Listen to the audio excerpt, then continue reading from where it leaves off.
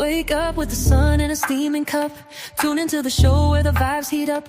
The Morning Mac got the flavor, got the glow. Start it right, let your energy flow.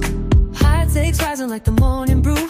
Fresh ideas and a laugh or two. From the first headline to your daily dose. This is the show where your spirit goes. Oh, it's the Morning Mac, where the time don't lag. Get your inspiration packed in a casual swag. Sip it slow, feel the rhythm hit your toes. Welcome to the place where the good vibes grow.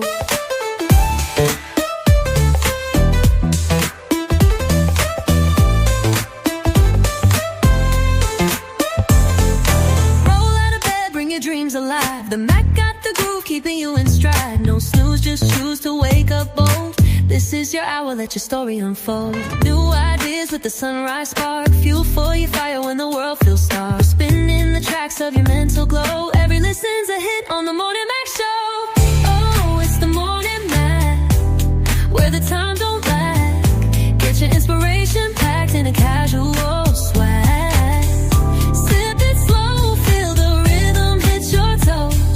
Welcome to the place where the good vibes grow.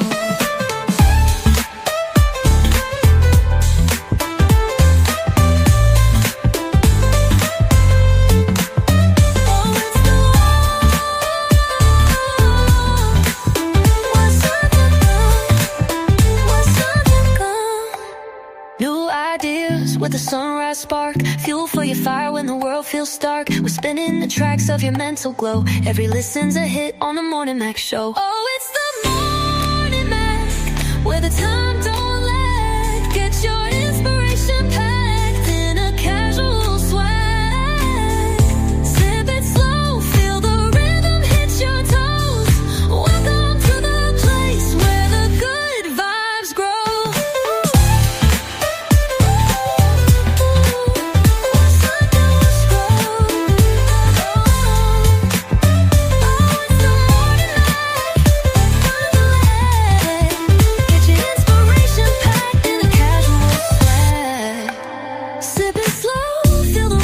Your toes.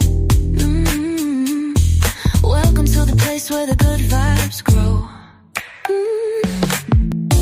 Roll out of bed, bring your dreams alive. The Mac got the groove, keeping you in stride. No snooze, just choose to wake up bold. This is your hour, let your story unfold.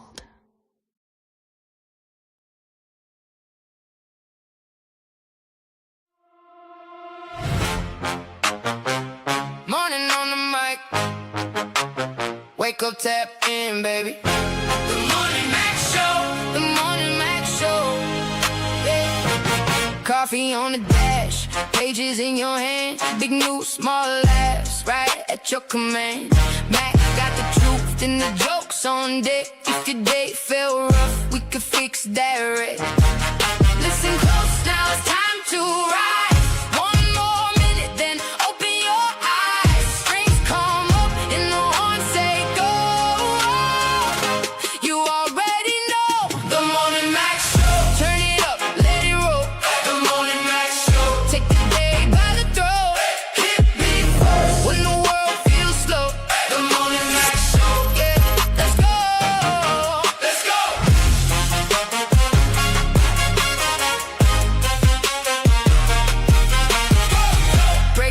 Scene with a grin I preach. Hot take in the mix, but it still can't reach. Caller on the line, laughs in every room. From your front porch chair to your work day Zoom. Hands up, now the countdown's done. One bright moment and here we come. Strings rise high, horns cut through. This one's for you. The Morning Mac Show. Turn it up, let it roll. The Morning Mac Show. Take the day by the throat. Grand rising, top of the morning to you all. This is your girl Reese, aka the best that ever did it, aka out there McFarlane, aka the host of this beautiful Morning Mac Show. That's right. Man, we was on a high yesterday. Yesterday, baby, if you missed it, y'all missed a fabulous show. I'm not going to sit here and bother you or bore you with all the details, but it's a show. It's one to grow on. Definitely. Definitely. We had Dr. Rhonda Hamilton on yesterday. She's running for mayor of DC. And let me tell you, she got my vote. I'm even going to make sure some people get to the polls. How about that? We're going to do what we can to get her in. She talks a really, really good game. But here's the thing, y'all. No matter what game they talk, we got to make sure we hold their feet to the fire and hold them accountable to say all of this, because we got it on film now. It's out there to the world. All of this you said you was going to do and help everybody in. Are you really going to target those areas and do what you say you're going to do? I believe we should give the lady a chance. Look, we need a new face, a new regime. Mary Bowser had three terms. She said that she done. So we need to give some new blood, give a new taste in that going on. Give her a chance. That's what I'm talking about. Man, I have had a fabulous week so far. Y'all like my hair? Y'all like my hair? I love my hair. I love my little headache, but but it's good. It look good. I look good. I feel good this morning. I feel tired. I don't know about y'all, but it was hot in here last night. I found myself sitting in a t-shirt and a Depend, and my Depend was all soggy. And you know how a baby pamper get all soggy and wet and hanging? Man, I had to take about 2 or 3 cold showers. Not cold, but lukewarm showers last night. I just kept sweating and sweating. I'm like, good googly muggly. How much butter is going to melt? I don't know why. I might have been having a personal flash, on a person's house. But all I know is I was so glad I didn't close my eyes after 6 this morning when it started getting cool. Well, when it started cooling off in here, I don't know. I don't know. I turned my air conditioner off. Well, the air conditioner ain't supposed to be on, but it was blowing warm air to the fan. That was too hot. I was like, I couldn't take it. So, and I was too nervous about opening my patios because people at night open up and just run right on in. And I wasn't ready for nobody to run right on in and all of this goodness because I was too hot. I was too sticky. And you run in on this and I'm already hot, sticky, and aggravated. You might have got something you had to get dealt with, but I digress. That's how my night was. I had a hot, steamy night. Not the kind I would like, but a hot, steamy night just the same. So let's say good morning to my super producers and my super AR person and the best nurse in the world, I tell you. Let's say good morning to the my super producer Molly Mall and my AR. Morning on the voice of the morning back. Wake up, tap in, baby. The morning Mac show. The morning Mac show. Coffee on the dash, pages in your hand. Happy Thursday. Mac got the truth and the jokes on deck. If your day fell rough, we can fix that. Listen close, now it's time to my scalp. Or is that degrees down. Is that You like it, Molly? Look. Is that sweat on that brow? Oh man. I had sweat dripping from my eyelashes. I was so hot. Oh Lord. Yeah, I was about to eat some, but Reese started talking about the fans and all. Oh man. Morning, Max. Look at Chow. Hey, Chow. Hey, Chow. What happened? Chow talking about something. I don't even want my damn donuts now. So he depends. It's crazy. Yeah, I know it. I ain't done. Yeah, man. I just had to put my shit down too. Everybody's cool. Reese done messed us up. Put your bagel back up. We all right. It depends. Put your bacon back up. Now, come on now. Alan said, bless up kings, queens, and in-betweens. Hey, Alan. Happy Thursday. In-betweens. Yeah, I'll be back on camera, y'all. I just get myself together, man. I thought I was there. I said, what she say? I said, what the? Hold on. I tell me it's bad, man. I spit my tea out. What up, Chow? What up, Al? We got 2 Al questions of the day. We got the one from yesterday and we got the one for the day. We're gonna double up on them today. I guess since All I right. said double up, we got 2 Wheezies No, I today. accidentally pushed the wrong button. I get that one out of there. Let me get that Oh, old Wheezy out of there. You see how the pass try to come in? The pass just try to come in and just snatch up all the attention.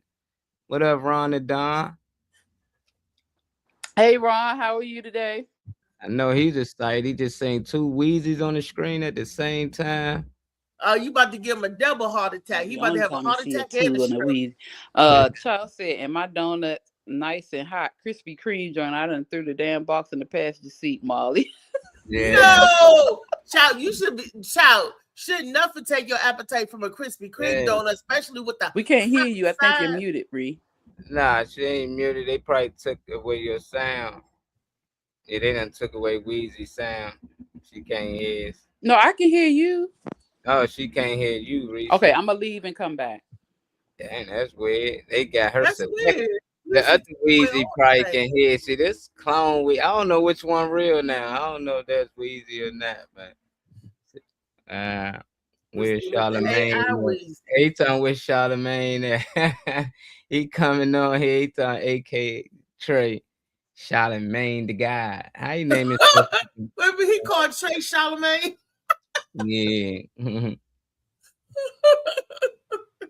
Hey, I like when Dame mess with Charlemagne, dog.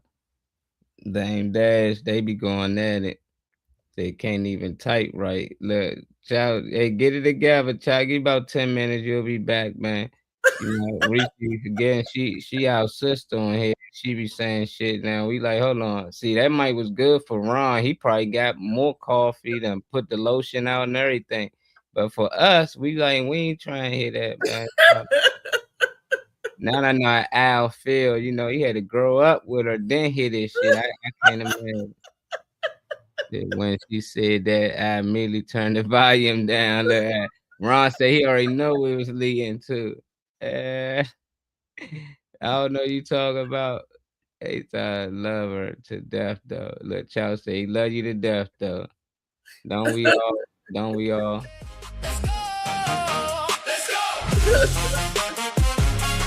We ain't got Charlemagne, but we damn sure got your boy DJ Envy. Breaking down the scene with a grin I preach. Hot take in the mix, but it's still great. Caller on the line, laughs in every This room. DJ Envy right here. He tries to say I was in.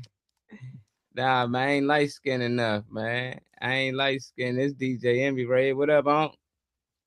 What's up, baby? Damn game. Hey, Chow, add us so you can get on there and whoop Unc ass. He been feeling it, so he beating everybody, man. Uh-oh. It ain't my fault. It ain't my fault. Am I getting the undisputed challenge? You be like the undisputed. You know, speaking of undisputed, I did watch that movie. I watched 1 and 2, and 3. I thought, did y'all know there was an undisputed 3?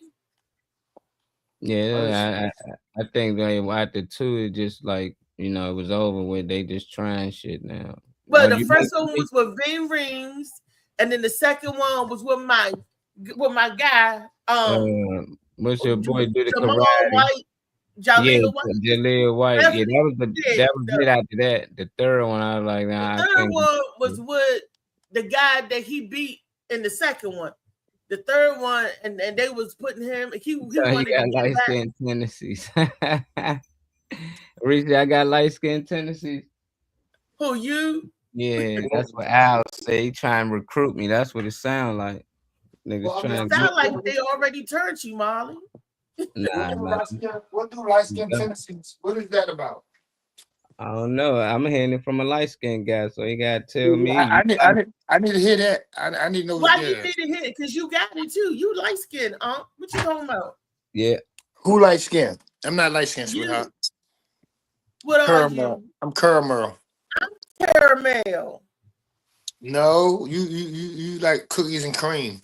No milk. No, I'm caramel. I'm chocolate. No milk. No milk. You got no milk in me, Slim. Y'all got that milk in y'all. I got cocoa, white milk. They gave y'all that little blend. I only got you white milk and Molly cocoa milk. I ain't got Molly some. that Nestle quick mix. Yeah, y'all like 1-2 shades of being white. And 1-2 shades of being black. Y'all right in the middle.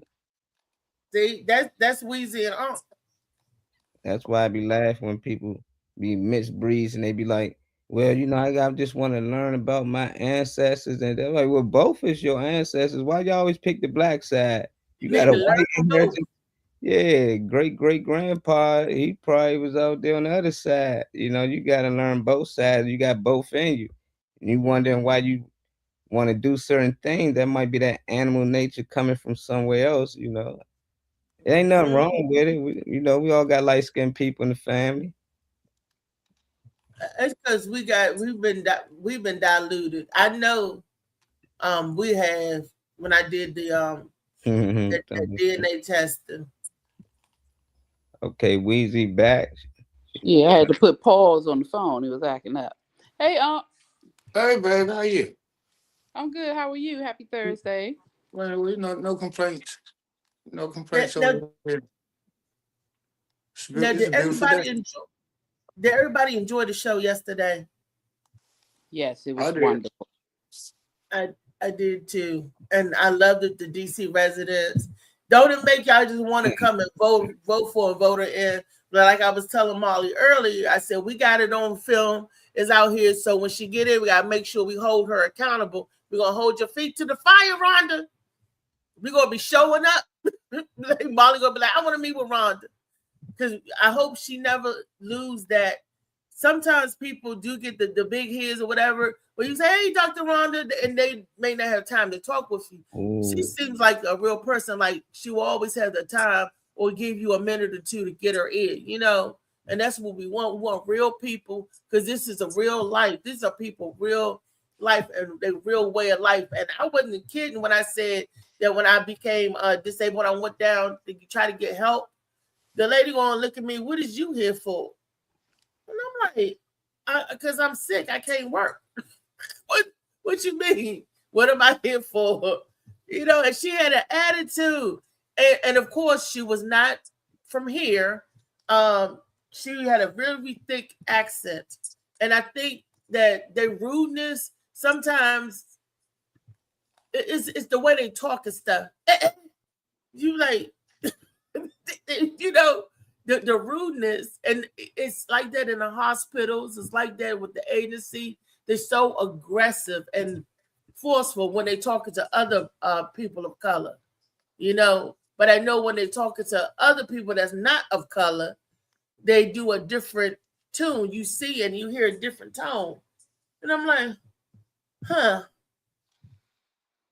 man, it's Tall Tale Thursday. I remember I was in the hospital. I had MRSA. I was in the hospital for 2 months because you have to, if anybody know what MRSA is, it's bad. Anyway, my nurse, her name was Amazing Grace. I never forget it. I was down in Southern Maryland hospital, and she was like, I'm the best nurse there is. I'm Amazing Grace. She was nothing amazing. She wasn't even like Grace. She was awful. Now, I got a PICC line in me, and anybody that know what a PICC line is the line goes straight to the heart. So you got to be careful because all that bacteria, whatever, can go straight in your bloodstream, straight to the heart. So I'm getting antibiotics. Not only did she miss my medicine, she said she forgot and went on lunch. Man, look, and my Aunt Joyce was visiting me that day. So when she came back, my aunt gave her a whoop for. She said, wait a minute, you're supposed to clean that off before you give her a medicine. You're supposed to wipe that off with the alcohol. Don't be, she was really on it. She was like, and why are you giving it to her so late and everything? And it's time for her to get her other one. But with antibiotics, if you take them late, because I couldn't skip my antibiotics, they still had to give it to me. So it was like I was piggybacking antibiotics, a certain amount I'm supposed to get. But anyway, I took the letter. I didn't even have to write the letter. The administrator comes in and asks you any complaints, any this, any that. And I let her have it with Grace. And I said, I do not want her as my nurse no more, because she wasn't caring. She wasn't enough. But the next thing I know, Grace finished up her tour. When I woke up, the other nurse came in. I was laying flat on my face. I think Grace slipped me a Mickey. I was laying flat on my face. And I ain't even gonna tell you the rest, but I was like, okay, but I was still telling her again, because your error, your mistakes, that could save somebody. She just had a bad disposition. She was too cocky, and she was negligent. And those are the kind of nurses can get a hospital sued. Yeah, a lot of people, die from that. Yeah, that's true. She was too negligent. She was too nasty. So, yeah. So I want to see people, more of us, more people that care, more people that not going to ask me what am I doing down here? What do I need help for? Look, everybody need help sometimes. But not to ask me, what are you doing here? I'm like, what you think I'm doing? That was a dumb question. But yeah. But I fixed them though. At that time I had an ostomy bag, and I pulled it up so where you could see the bag. I'm like, I'm tired. I don't feel good.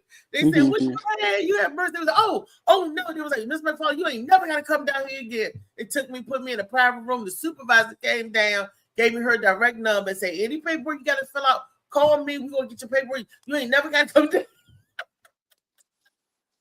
I said, I ain't even supposed to be around people right now.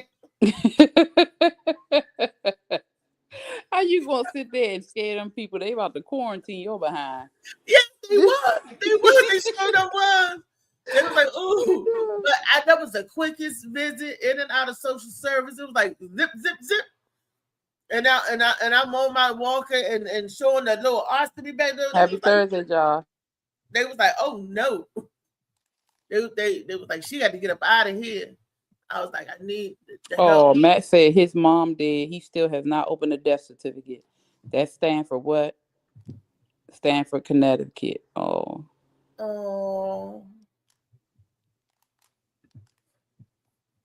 Sorry. What is Alan saying? He needed. He talking about he need help. Let him hold 500. Cuz laughing. Boy, he a trip. And we all do.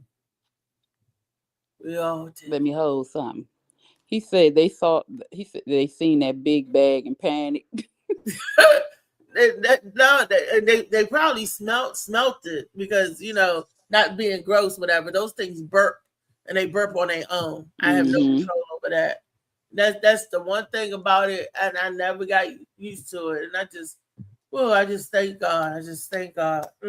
It seemed like a dream, seemed like a nightmare, but I'm past that, and I'm so happy and I'm so thankful. Woo! Y'all just don't know. Then maybe you do know. Maybe you do know.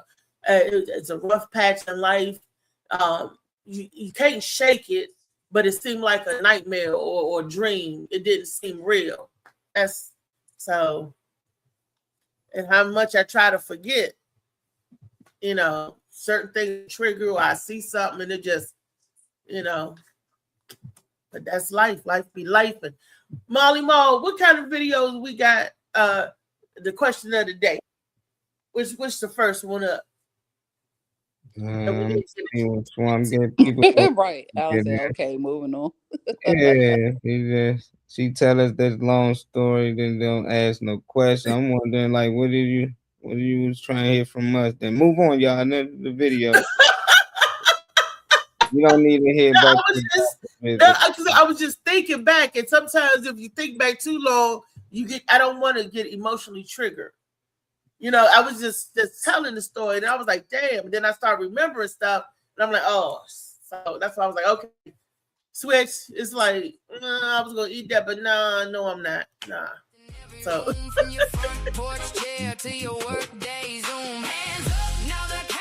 This nigga pop out his phone, just leave him out. Hey. Might as well leave it Who on. popping in? Go keep popping in and out. I know it's for you.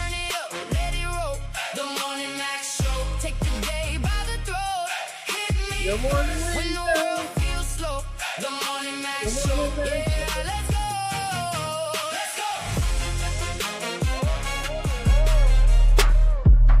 All right, that's all.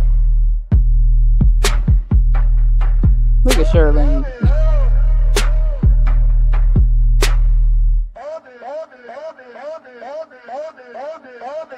Morning on the table, cup ring, black stain.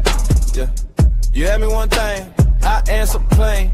Shoe by the door, keys hit the bowl. Same slow walk, same hungry soul. Head full of smoke, hands on the rim. I don't rush true, high let it spin. Clip of a thought, sharp like a blade. You call my name, I don't get played, so ask it again. Let it roll. One little question takes my soul. Count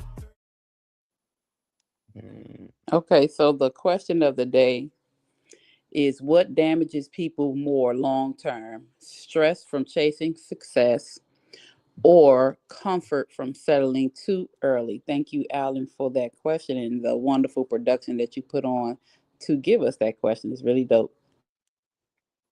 Me, Ree. You know we go ladies first. You or Weezy don't matter. Because I'm not sure if I'm understanding it. So y'all go ahead. Weezy, go ahead. Okay, I think there are long-term damages both ways. Prolonged stress or continued stress, depending on what you're doing, you're chasing success, you're definitely going to have some long-term damages physically, mentally, emotionally, but you will get the money, right? The damage from being comfortable and allowing yourself to stay comfortable. Hey, Trey, happy Thursday. Allowing yourself to stay comfortable will mess with you, could mess with you financially, most likely.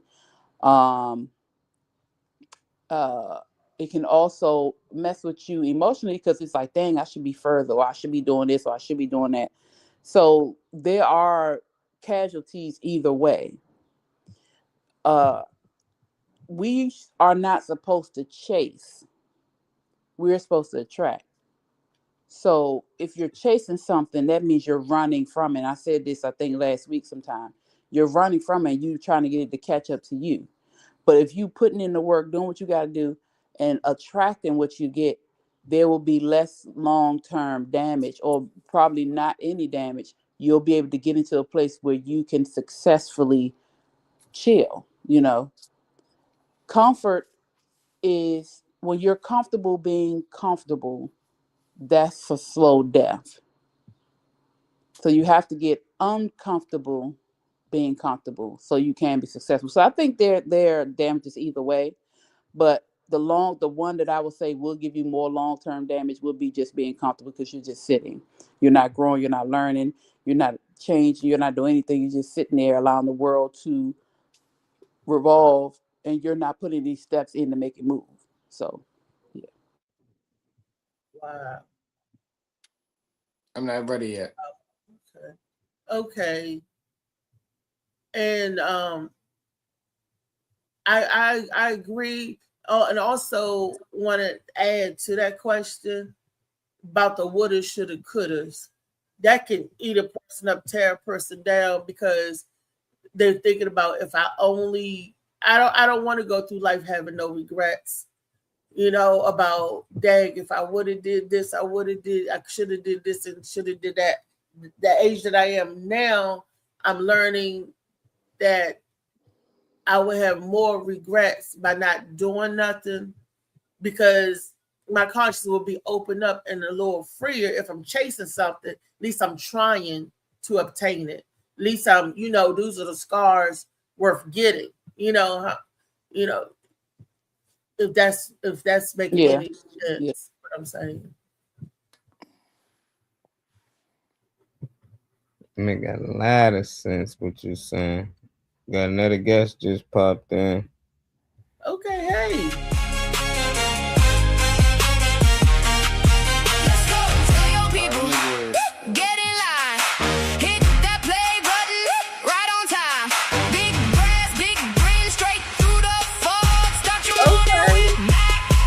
Hey, Rondo.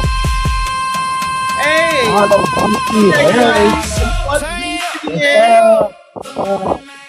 or should I I say like that. Charlamagne? I like that. Charlamagne and Alice. That is a nice entrance. I like that. That's all right. I'm here. Can y'all hear me? Yes. Ron, you know we can hear you on. You probably can't hear us. Oh no, I can hear y'all. I know I want to speak on what y'all was the topic. Oh, Yes. okay. Yes, sir. All right. I think. Can you throw it back up for me real quick so I can just break it down? Yeah, I got you. All right. It says, what damages people more long term? What damages people more long term? Or what's this? Stress from chasing success, comfort from settling early. I think what hurt people more is the long term because everything is a learned trait. So if you at the age of 35, 40 years old and you land on your ass, you know what I'm saying, not doing nothing, then 9 out of 10, if you don't have some type of mental defect or whatever, that's something that you learn from somebody in your family. Laziness is learned. It's not something that, it's not something that you're just going to be. You're just not going to be lazy. It's learned. Laying around the house is learned. Not having responsibility is learned.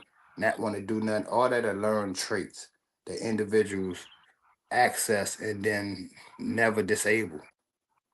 I'm saying if I think, like I said, I think I think success, if a person is successful and they feel whatever whatever avenue that they're on, they feel that little test. I don't think that hurts them as much as, like I said, the long term. The long term will be something that you've been suffering through life with. That's what I would think of long term.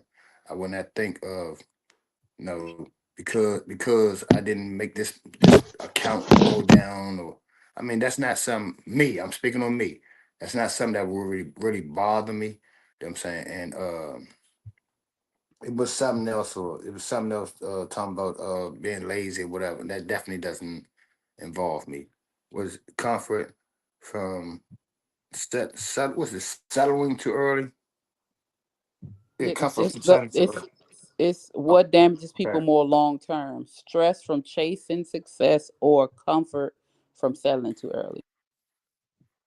So all right, so I'm a little lost because it says long term or also, but No, no, the it's only or. two at the bottom. That's why I know. That's why I Yeah, read it that's for you. AOB. Yeah, B. the Okay. top of the question is the top is the part of the question, and the or is for. So that's why I read it for you. What Okay. damages people more long term? The A, stress from chasing success or the B. comfort from settling too early? Honestly, my bad. I thought they were saying something else. So Okay, because I was confused for a second. I was like, It's yeah, all right. no, It's all no. The reason why I said long term because I'm saying that long term things damage people. Like what you have in your mind is from if you have a trauma from 1997, that trauma may still be damaging you. You know what I'm saying? And that's a long term trauma. So the stress of you from chasing success would mean nothing. The comfort from settling too early would mean nothing. You know what I'm saying? That's what I was speaking. Like I said, it's a little, it's because it's like it's saying it. It says And what which one damages people damaged more. you more? Which one Long damaged term, you no, more? but no. That's why I Both of them said damaged I you. missed it. One more. That's why I said I All right. missed it. It says Now you long got term. it. Which one you Yeah, think? I mean, I like that breakdown too, though. What you Yeah, I said, because like that works too. Yeah. that's why I said I can't really you just speak broke on down either and one had of them. both damage on you, but which one you think will cause more damage? That's the question. I think a lot of people personalize a lot of questions. It's just saying, just answering the question. You ain't gotta make it about you. But I heard you say, "Don't." This not me. I'm not lazy. It's not about you. It's just about what you think damage That's people more in the long term, chasing a dream or just finding something that's comfortable with and just living at it throughout. You know, which one you think damaged more? It ain't no wrong answer. You know, it's just like which one you think caused more damage if you think they cause damage at all. Mhm. Yeah, I don't It is a see it little really. confusing. Okay, comfort from I don't comfort from such because I don't like I said I wouldn't nah I can't really say anything. I'm just not gonna jump out there. It don't make no really because it don't make sense to me. Well, It I don't make like sense what to you me, so said I'm not though. gonna. What you said, I like what you said though. Yeah. Before you got, yeah, I like what you said too though. Alright. Yeah, I'm gonna let somebody else just popped into it, so I don't want to keep moving on. We have to pop back. Damn. I don't know what's up with y'all. Every time about to introduce y'all, y'all pop out. So I ain't even. No, but I was trying to see. Hey, can you put it back? I was trying to see what the ladder was. It was a ladder on there with some words on it. I was trying You to look don't and get sound. it. It's confusing. You just holding the panel up. We're gonna go to somebody else, and you might can catch on more when other people answer it. You know, BC, Yes. any of y'all want to answer? Let BC go first. He already got his mic unmuted. Okay. All right. Can y'all hear me? Yeah. Yes, we can. Okay. Okay. So logging in late, what I see the question being is what's more damaging, chasing long-term success or settling too early for what you got? Is that the two questions that we're discussing here? Yes, sir. Okay. As I read that, in my opinion, those are 50-50. There is no one is no more damaging than the other. One is no more damaging than the other, depending on how they both turn out. Okay. When it says stress from chasing success, it's how you're doing it. You know, me personally, as an older person and have lived life a few days, I kind of see it as a fact of it comes down to a spiritual point for me. You know, when it comes to chasing success and things like that, I pray about it. You know, and I pray that I get what it is that's helpful or healthy for me. And then I stop chasing so hard, you know. The comfort of settling too early is I'm asking myself on a regular basis, is this what I really want? Is this the end of what I'm trying to get out of this? Or is there something else, you know? So it's a 50-50 thing, man. Stress is so dangerous. And I always try to keep that to the forefront of my thinking because it damages your health in so many ways, man. I mean, it destroys your body, period. Stress will kill you one way or the other. So what is it that you want? What is it that you're trying to do? And then the bottom line is when I look at the whole situation, the only person I'm in a real competition with is myself. You know, am I really doing what's good for me? You know, and what's healthy for me? I'm the only person I'm in contact with. I'm not trying to beat any of you out of anything. I'm not trying to be better than anybody else in anything. I'm just trying to do what it is that I need to do to get through life without hurting anybody else, you know. So as far as chasing things, it's whatever my dreams are, and there's all kind of ways to chase it. It don't have to be on a big stage. It don't have to be on a small stage. It just has to be on a satisfying place for me. And as far as settling go, I'm always looking at it like, am I doing the right thing for me and those around me? So that's my answer to those two questions. I love it. Thank you. Yeah, I like your answer. I understand. I already know when that music come on, that means somebody slide through here coming in the house.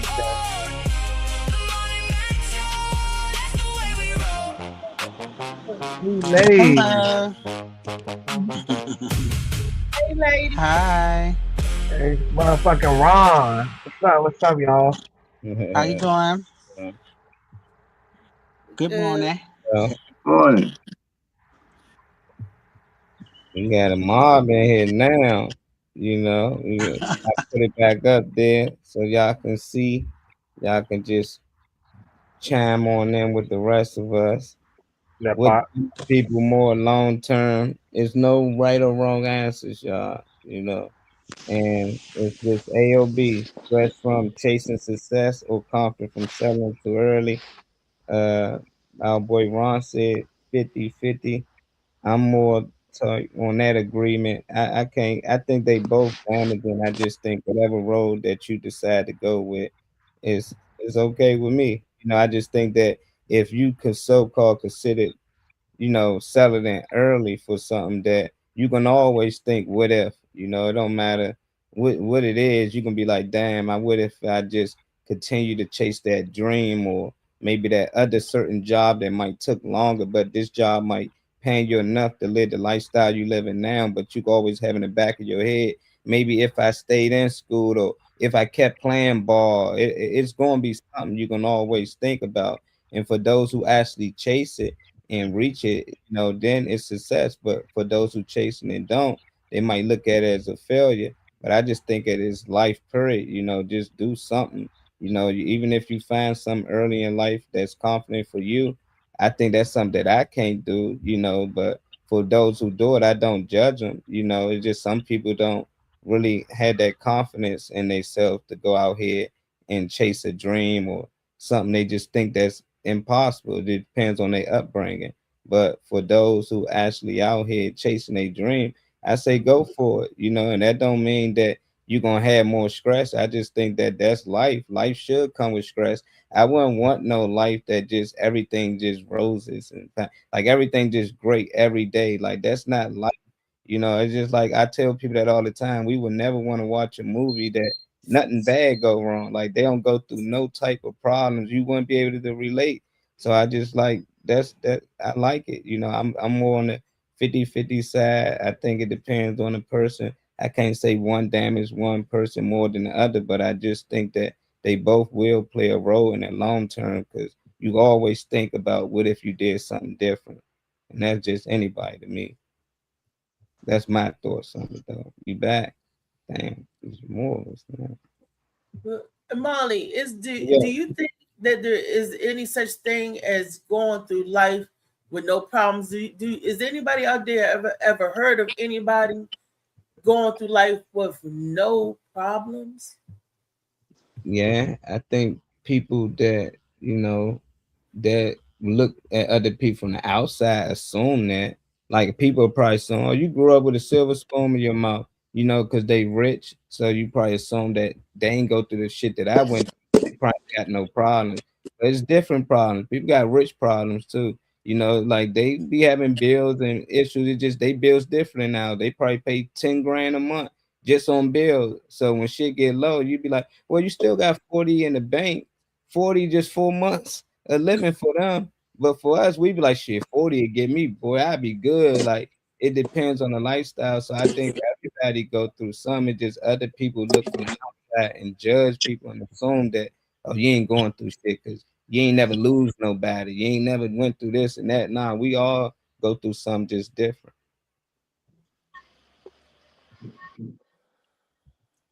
Yeah. People just handle things differently. That's why I don't believe there's no such thing out there. I don't think there's no such thing as a person not having no problems. I don't think that exists in this world. I think what exists is the way people handle problems.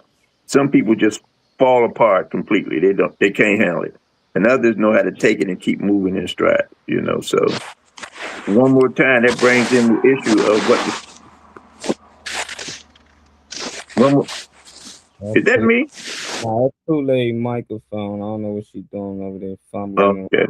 And I guess one more time, that just brings in the issue of the stress issue. Some people can handle stress better than others. And I think that's what the whole thing is. I don't think there's no such thing out there as anybody going through life without any problems. Everybody got something going on. Everybody. It may not be what you think is something, or it may not be as big or small to somebody else, but everybody deals with something, and it's how you handle it. It's not what comes at you, it's how you react to it when it gets there. And that's the bottom line. There's no way around it. If you live this life, go find a hole and crawl in it and see what happens. Something's going to find you. Something is going to find you. If it's earthworms or too much dirt in the hole, it's going to be a problem with something. Fuck boy. I just want to say thank y'all for having me on the podcast. How you doing, Pixie Wello? Why does he keep going in and out? Is there somebody Yeah, you're gonna have to start inviting a certain amount of people. We won't need 20 people each show.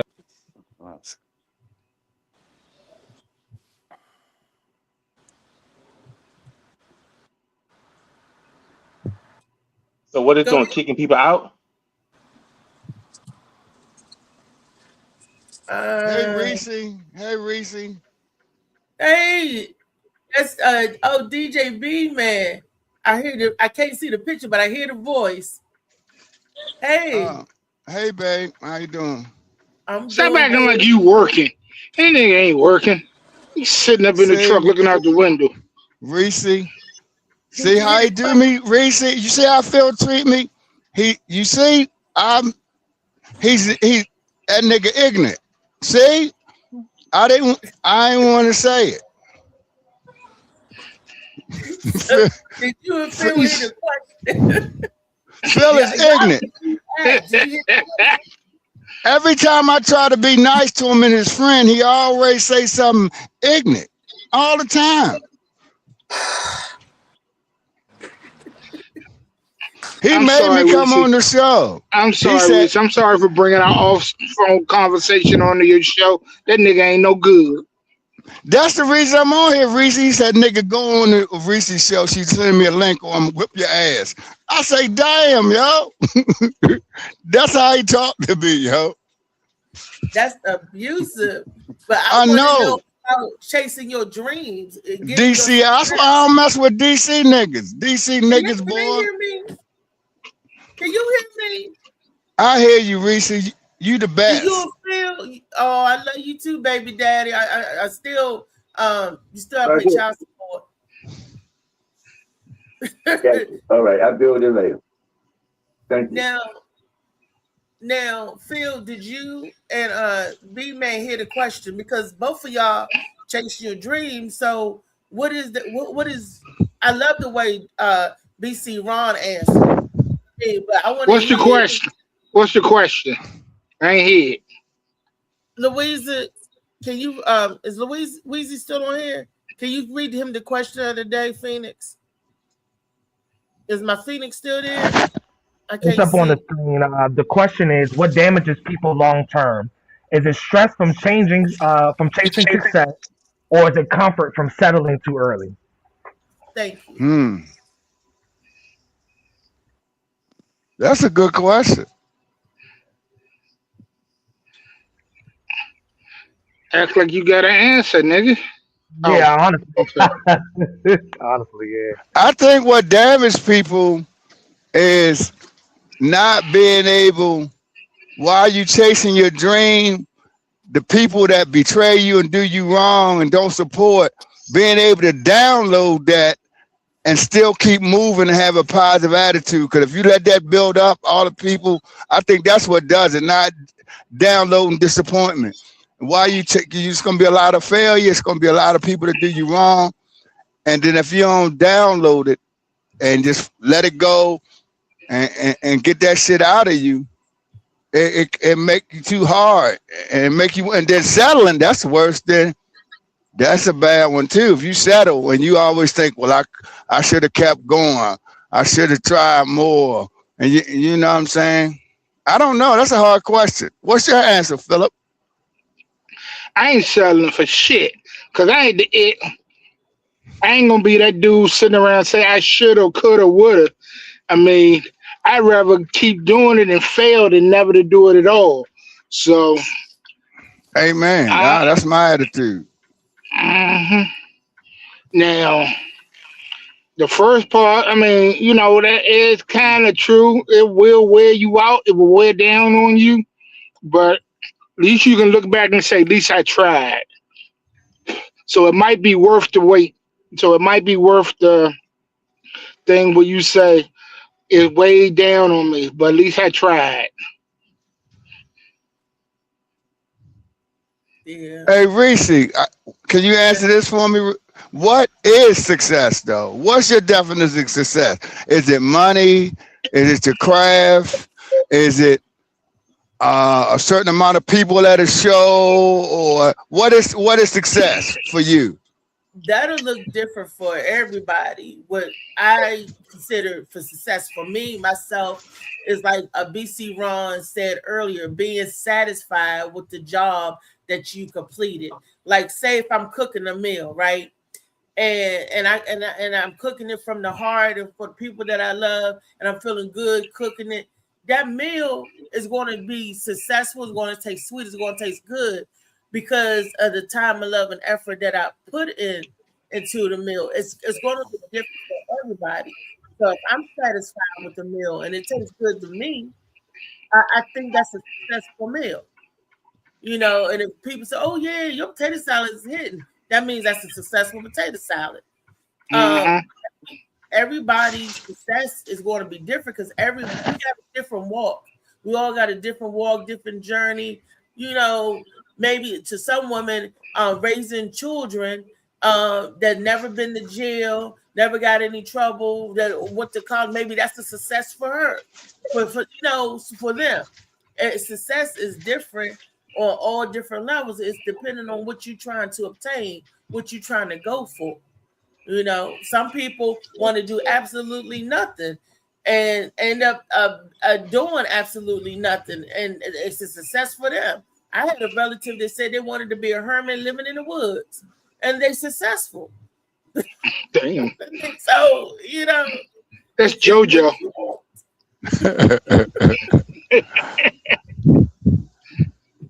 It's all depends on what your success look. Having a sold out show, man, to you, that could be successful. What? Can I say something? Go ahead. I was looking. When y'all put it back up, I looked at the page a little bit more. So Okay. what my understanding of it is, it's speaking about success. And when you say success, that's basically doing whatever, going out hustling, whatever you do to get money. You know what I'm saying? So the stresses of your success is, like you said, sleepless nights. You say sleepless nights, pressure, burnout, overthinking, never enough. And it's about the game and all that. But then the opposite side is you just being a lazy motherfucker. You not want to do anything. So they're saying which one damages you more? Like me out here trying to get this money, me being stressed out because I'm trying to get money and I'm still not being able to pay the bills, or me just not giving a fuck about nothing. And I would say the comfort and settling too early, because now you're telling me that I'm saying that I'm basically the stress I'm going through is because I'm not doing nothing versus the stress that I'm going through because of what I am doing. The stress is a hustling is you might go to jail any given day. So that's the sacrifice that you're making. Wow. Y'all hear me? Y'all hear me? Yeah. Yeah, so is that more stressful than just sitting on your ass? And like I said, for the individual, like I said, I think everybody said it's basically on the individual and their upbringing. If you was raised to when you fall on the ground, get your ass up and keep moving forward, but then that's a stress that you don't have to worry about. You know what I'm saying? Because guess what? One door closes, another opens. That's how you look at it. Versus you sitting on and I think we talked about this a few weeks ago. I'm just sitting in the house, and every day you come in the house, I'm sitting on the goddamn couch. Oh, I got to wash my. You like, goddamn, you ain't paying no bills. You ain't doing shit. You ain't walk around the block. You know what I'm saying? So, like I said, I fully understand the grasp of it. Yeah, this comfortability shit is very damaging because you're not learning nothing. You're not doing nothing. You know what I'm saying? You're just a dead cell. You're just a dead cell sitting somewhere.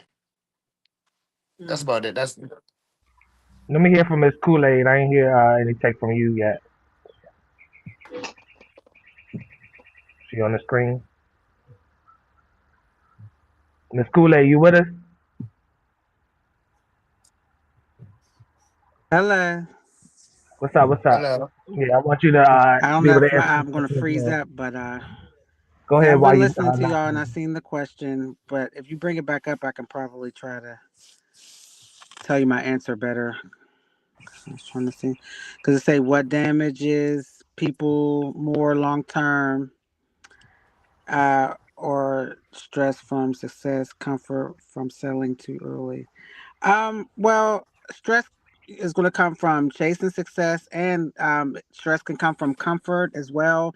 I know someone that is very successful and comfortable from settling in their job career, and they're younger. They're actually my kid, and they make 100 grand a year. They're only like 28, and they're very successful, but they're stressing due to so many hours, or can't really do what they really want to do as a 28-year-old and things like that. But so it's just different levels of stress. It could happen from being successful or not successful. So I this question is kind of crazy and weird, but you're gonna get stressed regardless. That's all I can say. From being successful, not being successful, being comfortable, not being comfortable. But some people like being comfortable and settling too early, and they might not have stress. So it just depends on the person. But I like I said, me, I'm stressed regardless. From settling, not settling, trying to get success, not to get success. So it doesn't matter. Like somebody was saying, you could have so much and still have stress, or you can have too little and have stress. So it's just how you are as a person and how you want your life to be. I think if someone wants to settle and do nothing, or settle and have a good career and don't want to keep going.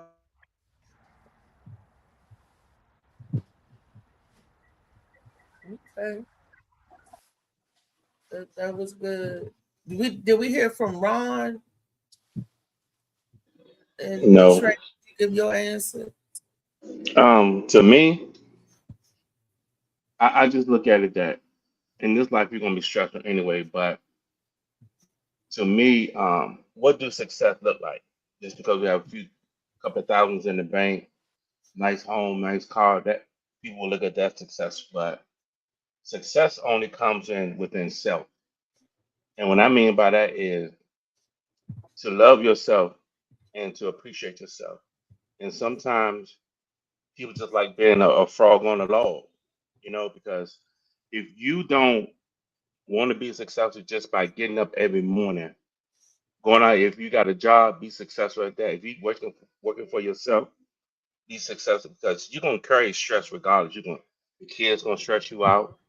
You're gonna stress out because a bill that's due and you don't have the money. Where you gonna get the money from? You don't borrowed out your money from everybody, so you're stressing. I just think that a stressful life is having a comfortable life to where that hey, I can pay my bills, but at the same time, I still got stress. What if one of my machines go down? I'm stressed out. Now I gotta call a technician to come and fix it, because that's part of my entrepreneur. But at the same time, I'm stressing because why? I need that done because I'm in the middle of doing some shirts or doing some embroidery. So you just carry stress every day with you. It just all depends how you handle stress. Yeah. JB said, which Gerald Brown said, some people thrive in that success under pressure, which he's right, because I noticed that when I'm under the pressure, like when I used to do take tests and everything in school, when I'm under that pressure, I would do very well. For some reason, pressure give us that push or whatever to strive for excellence. And when I was under that pressure, I did very, very, very well under pressure. I panicked later, but under the pressure, I could keep calm. I could keep, right in the moment, when I'm in the moment of it, that chaos, I can stay calm. But then something else triggers after the threat or the pressure is over, then I go somewhere and break down. That's weird, but I don't know where that is coming from. Haven't unpacked it that deep yet. But some people thrive under pressure. Some people, I know I got to make this package to do this delivery, and I only got 4 hours to do it, and I got 2 hours to get there. Some people can really, razzle dazzle, do what they got to do under pressure. Some people like that adrenaline, that stress. like BC says, it's depending on everybody level of handling it. Unc said it, BC said it. I think I heard most everybody say how you handle it. Wow. That's a good question, man. That was a good one. Yeah, Thank it you, Albert. was. He does bring a lot of good questions in there, You and make me I think. love everyone's answer. And like Molly said in the chat earlier, there are no right or wrong answers. This is your own personal viewpoint. This is how you feel about it. And I had to go get the laptop because apparently StreamYard doesn't like my phone. So hey, but So did it give you the oops thing like it used to give me on the phone? And oops. No, it just my sound will go out. But at the end of the day, or everyone's viewpoint was really, really good. And the fact that we all had different answers, but at the end, it's the same. It's just stress, like Alan was saying, can be good and it can be bad. But a lot of times we tend to put the bad stress on us. The industry that I'm in now, or I'm working in now, the financial industry, I hear a lot of people talk. I hear a lot of successful people. I've met $1 million earners that look just like all of us in different shades of wheat. I have met them. I talk to them. They tell me stuff. They show me things. But some of them have had health issues because they were going after this. They're grinding. There's nothing wrong with grinding, but you also have to find a way to have balance. At the end of the day, we have to learn to listen to our bodies. You can go after something. That's what I'm not chasing anything. I'm going to put myself in position and do what I have to do so that my money, my success, and success is not always financial. Y'all know me, the 4 corners: mental, emotional, spiritual, and physical. That's successful to me when I can have that in a space where it needs to be. So it doesn't have to be financial. I get my 4 corners of myself straight, the finances will come. I help others, the finances will come. I live right. I love freely. I do what I got to do because no matter what, whether you believe it's God, the universe, whatever, same thing, different name, Allah, Muhammad, whomever, you operate in the way of holiness, or you operate in the way of love, the highest frequency, you will be taken care of. You won't have to worry about not having, because I'm always taken care of.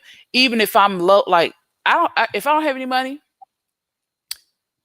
I don't have to worry. I used to stress out, I used to go crazy. I'd be working 2 jobs at one point, hustling, doing hair, washing clothes, taking care of people, doing all this other stuff. And then, I will have everything I need, but then my body was shut down for a whole week. I had to understand that you are going to be taken care of because you take care of others. So I operate in the way now I don't look for nothing. You know why? Because it's right there waiting on me anyway.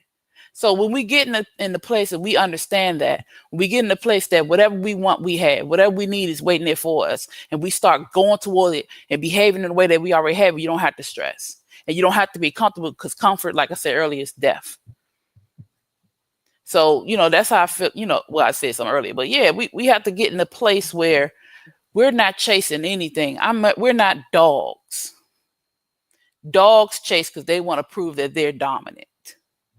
Dogs chase because they feel threatened. We're not dogs. We're not animals. We're spirits. We're human. And we don't have to chase it because it's already here for us. Just reach out and grab it and you'll have it. Yeah, that's solid. I like that. Can I say something? Yes, sir. Man, what that sister said, thank you. It was good hearing everybody, man. But that resonated with me, right? Because that's where, when I look at success now, is divine alignment, meaning that trying to put my spiritual life with God first, my prayer, my reading, how I treat others,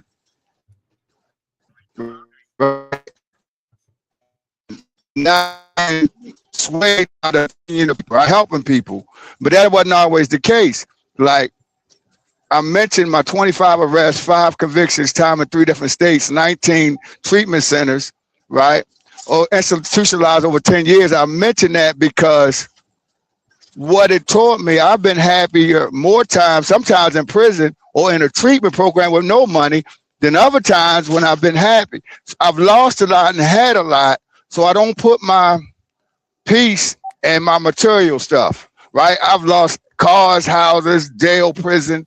Now, I met, excuse my language, niggas in the street had all kind of money, but they was horrible people, had horrible lives, right? So now, if I maintain myself and I'm in alignment, what I got for me, I'm gonna get. Now, I struggle with success with the shows because this is my struggle with throwing the show. God, please let me do this for the craft. What you call me to do, bring people together and make them laugh, right? But I struggle, I'll fall into too much of the business aspect. I've lost my edge. I want to remember why I'm doing this, right? If I can keep my why can't be money, because when money get tight, I'll quit. So now with this upcoming show, I'll be praying. I'll be like, okay, tickets is selling. Bro, everybody's there. We're on one accord. They come. It's going to be a great show. But of course, I want to make money, but I don't want that to be the main thing. But it hurts, right? If I'm dropping $3,000 and I don't put 100 people in there to get my money back in profit, it disrupts my personal life, my other life, because I got bills. I'm trying to get a house. I got to pay that. I'm supposed to be going to Philippines. Yeah, so it could disrupt it. But even like Phil said, I could don't do nothing. I'd rather go at it and bust my head than not to go, because faith requires a risk. Business requires a risk. Love requires a risk. You got to get vulnerable. If I'm living a risk-free life, I'm settling and just trying to be safe, but you can't live life being safe, right? So, but of course I want the show to win. I want to, but and I've went to the business aspect and forgot why I was doing it. I've made every mistake promoting that you could. I've got drunk at shows, got high. I've taken women home. I've got in a fight at my own show. This is over 7 years. So now, my attitude is like, man, laughter is good medicine. We in tough times. You got great comedians. Let's bring these people for a moment and put the bills on the side, put their craft up there, whether it's filming, laughing, throwing the show, and forget about that bullshit for a minute and create some memories. And it's hard to keep my heart pure like that, right? But man, I ain't worried about money. Of course I want my bills paid. And at this point in my life, I'm doing over 100 grand a year, right? I got 3 businesses. One to do good this season. I got a trucking business. The others in fall, right? Me and my girl, we got a store, right? So, sometimes I'll be eating steak. Other times a nigga eat oodles and noodles, right? But both times you eat. Both times you eat. Yeah, you're right. And I'm just as grateful for the oodles and noodles or the ground beef or as I am for the steak, right? However it's coming, I'm grateful, right? And I think that's the key. Contentment. Look, DJ B, man, I got 2 things to say to you. Let me get the first one out the way. This is the good news.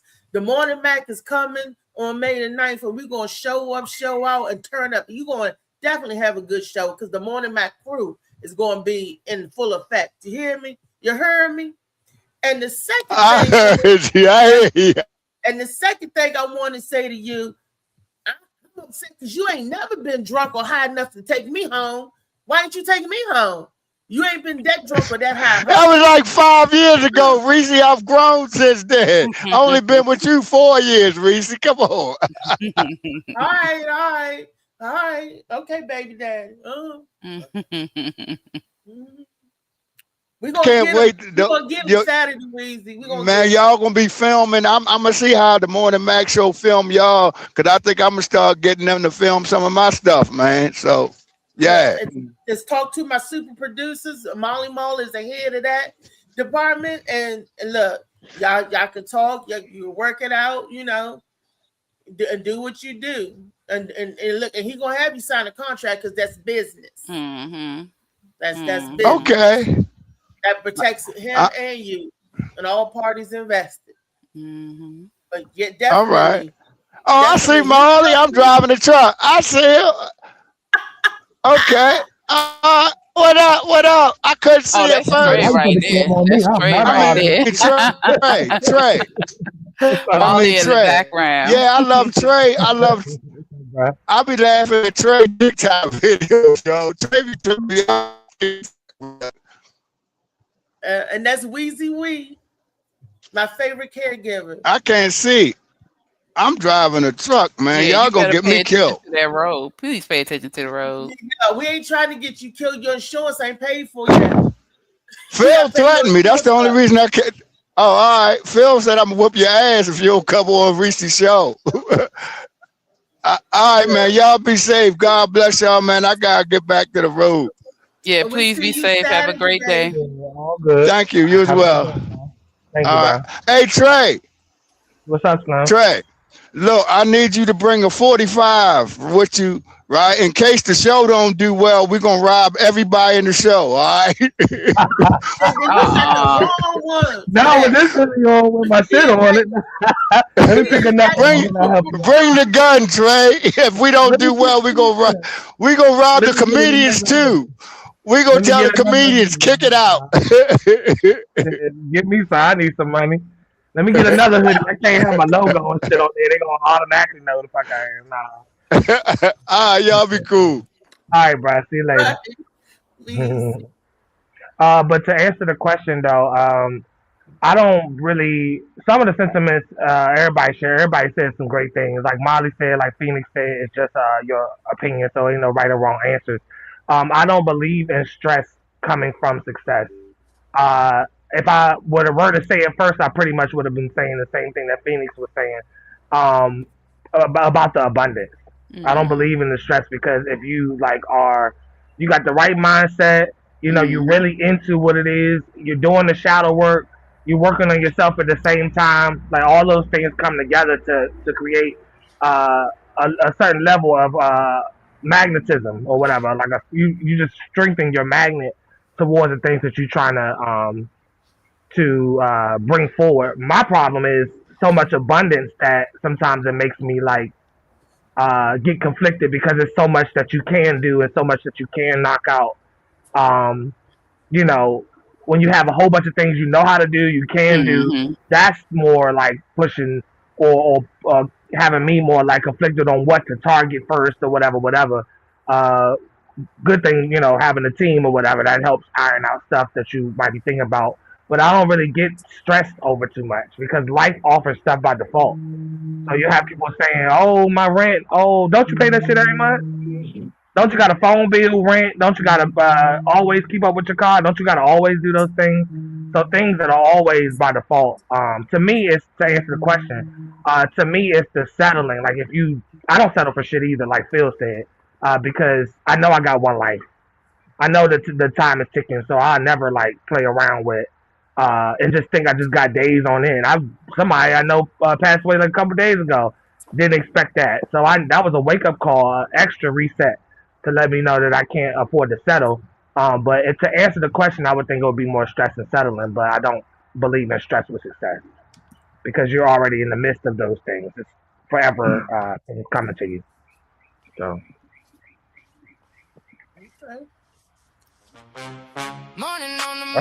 Somebody sliding here. It ain't David because he would have got the music.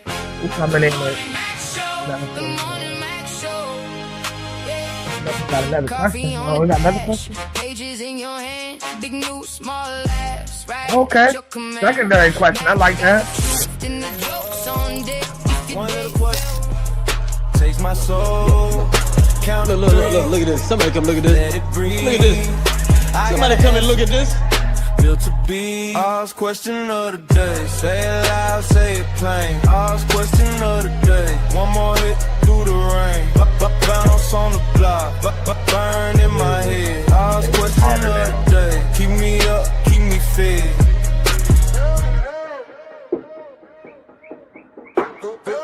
Cheap coffee gon' cold. That's a good one, actually. Ash on the page. You want the truth?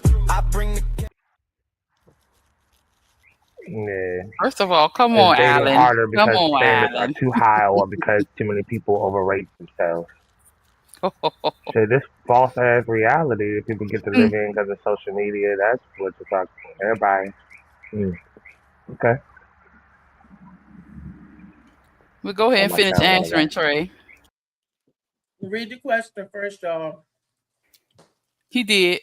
The question is dating harder now because standards are too high or because too many people overrate themselves?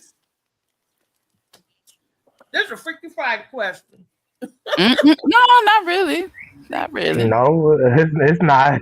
It's not. It's not Reese gonna turn it freaky. Go ahead, Yeah, Reese. you're trying to. That's what you want it to be, but it's not.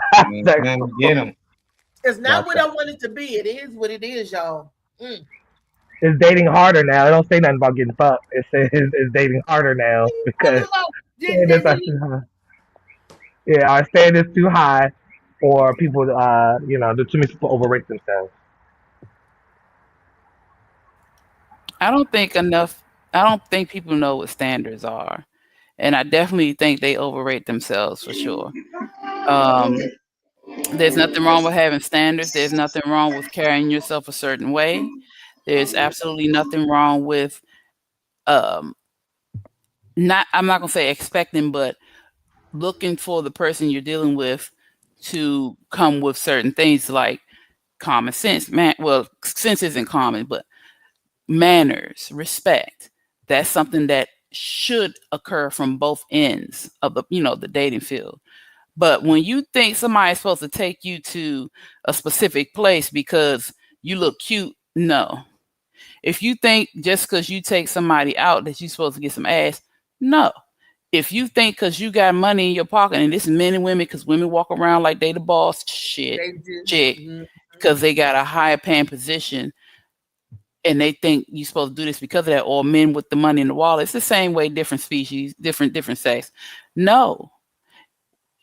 It's harder now because people are arrogant, they are entitled, and they got mental problems.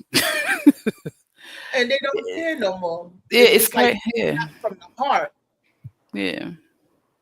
So, and now that doesn't say all. That's not all, but the majority of people who follow social media or follow things that happen on TV tend to have that attitude that, yeah, I'm sexy, I'm a baddie, you got to do this, or I got money, so you got to do this. No, it's outrageous. Yeah. Now, my answer to that question is, hell yeah, dating is hard, but not because of those reasons, because people are overvalued, because people are just, they're turning away from themselves. They're turning away from loving each other. They're turning away from the pureness. They're turning away from the innocent. Dating is hard now because everybody, it's a modus. What's your MO? Why you dating? It seems like it's so different than it was now. It's so stressful now because they doing and saying everything just to get bodies. They collecting bodies. Nobody's collecting hearts anymore. They want bodies. And I would love to date and for nobody to expect nothing, just to get to know somebody, enjoy somebody's company. I guess you got to figure out what the definition of date to you. To me, dating is I go on dates with girls. I mean, not like that. It's enjoying their company and stuff like that. Nothing sexually. But when you're dating with a guy, it still should be. Not Molly zooming in. I mean, at the beginning, it still should be platonic. If I'm going to date Uncle E, me and Uncle E go out to the date, it should, our first date getting to know each other should be platonic, so we know whether we want to take the dating. I'm sorry, Uncle E, Ron, Big Ron, Little Ron, Phil, any of the guys. What I'm saying, it applies to everybody. Molly, Trey. If you like their company, you won't want to see more, get to know more about that person. You treated like an uncircumcised. Let me shut up. I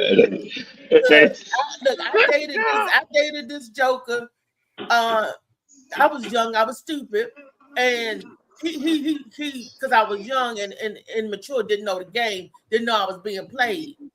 And he got me to cook my home cooked meal and everything just by saying, because he was older than me. Talk about younger girl people don't know how to cook. I was like, I can cook. And I'm gonna show you. I know. Next thing I know, I was cooking, and I was buying, drinking. I'm like, hey, this ain't no date. And then he's on there had a nerve to sit back, kick his foot back, and get so comfortable. You know, I was like, I only went on a date one time with that person, and that wasn't even a date because I have a date. You can't date me from my house. Somebody need to mute, please. Huh? That's okay. I said that's wrong. Didn't know better, and I got played on the date. So dating, even going through all that back then, it's still so much challenging now because now ever since the pandemic, they want to Netflix and chill. They don't want, I'm like, how am I getting to know you? They just ready to pounce on it. I'm like, that ain't no date. That's a booty call. I'm old-fashioned. I mean, some people feel that way. What did they say? Hell yeah. What did they say? Some people, the thing about dating. Oh, I'm sorry. No, I'll go after everybody else. Go. My apologies. What is dating? Well, dating to me is what it is. As far as I know, you're gonna have something to say, but dating to me is that meet me at a coffee. I'm not taking you to the root, Chris. It's communication, and communication to me is we're actually on a friendly conversation there. And all I'm saying, we just give me the opportunity. That's all I want to say. I got a disability check. I got a t-shirt business.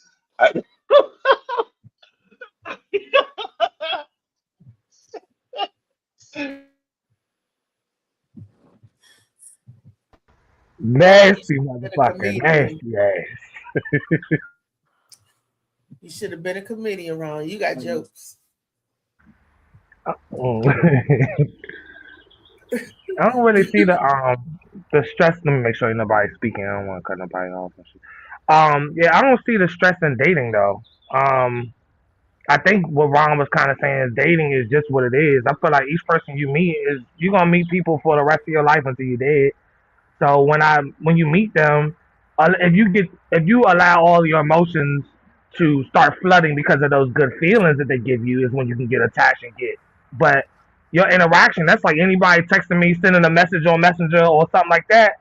If you say something I don't like, I can go about my business, or whatever interaction. You don't have nobody that you're attached to or that you just met or getting to know or dating or whatever should have enough weight in your life to pull anything like from you, to be honest. The feelings, the dopamine rushes and all that can take over. That's what addiction is. You want that dopamine, so you keep trying to get it however you can, and somebody give your ass a little taste of it, and that's enough for you to start considering the future, for you to wonder if y'all gonna be together, if y'all gonna make this happen, make that happen. Some good dick, some good pussy, or whatever is not enough. Or some good loving, or a nigga with some money, or a woman with some money, whatever. Somebody can buy you something that's not enough, personally, for me to get attached in that way. You would hope to have that person around. You can see qualities and imagine that in your life, but I'd never be like, oh my God, I wonder if we're gonna be together. That sex was bomb and shit. I wonder if we're gonna get married. Nah. So I think people fall. Dating to me isn't stressful, but so I can't really pick a side too much with that, but to me it's not a stressful thing. Okay. We got BC, we got y'all want to weigh in on that? I'll wait. Whoever And Molly, please. Go ahead. I went to after Molly. Okay. They got the Molly, man. Once I go, I want y'all to say Molly said everything I was gonna say. I just might say. He's not on here today. You ain't gotta worry about that. I heard what you already said. Like Molly said, you know what I'm saying? I I don't want to take Hold from on. First nobody. of all, we reference each other, sir. Nah, I'm messing with I y'all. know. Nah, y'all got Yeah, I get think freaky. I want to say, I mean, I want to say dating is harder. You know, I just think like anything else in life, you know, some things gonna be harder than, you know, for others than some other people. You know, if you're a nice looking guy out here and you got money and stuff, I'm pretty sure dating is not hard for him.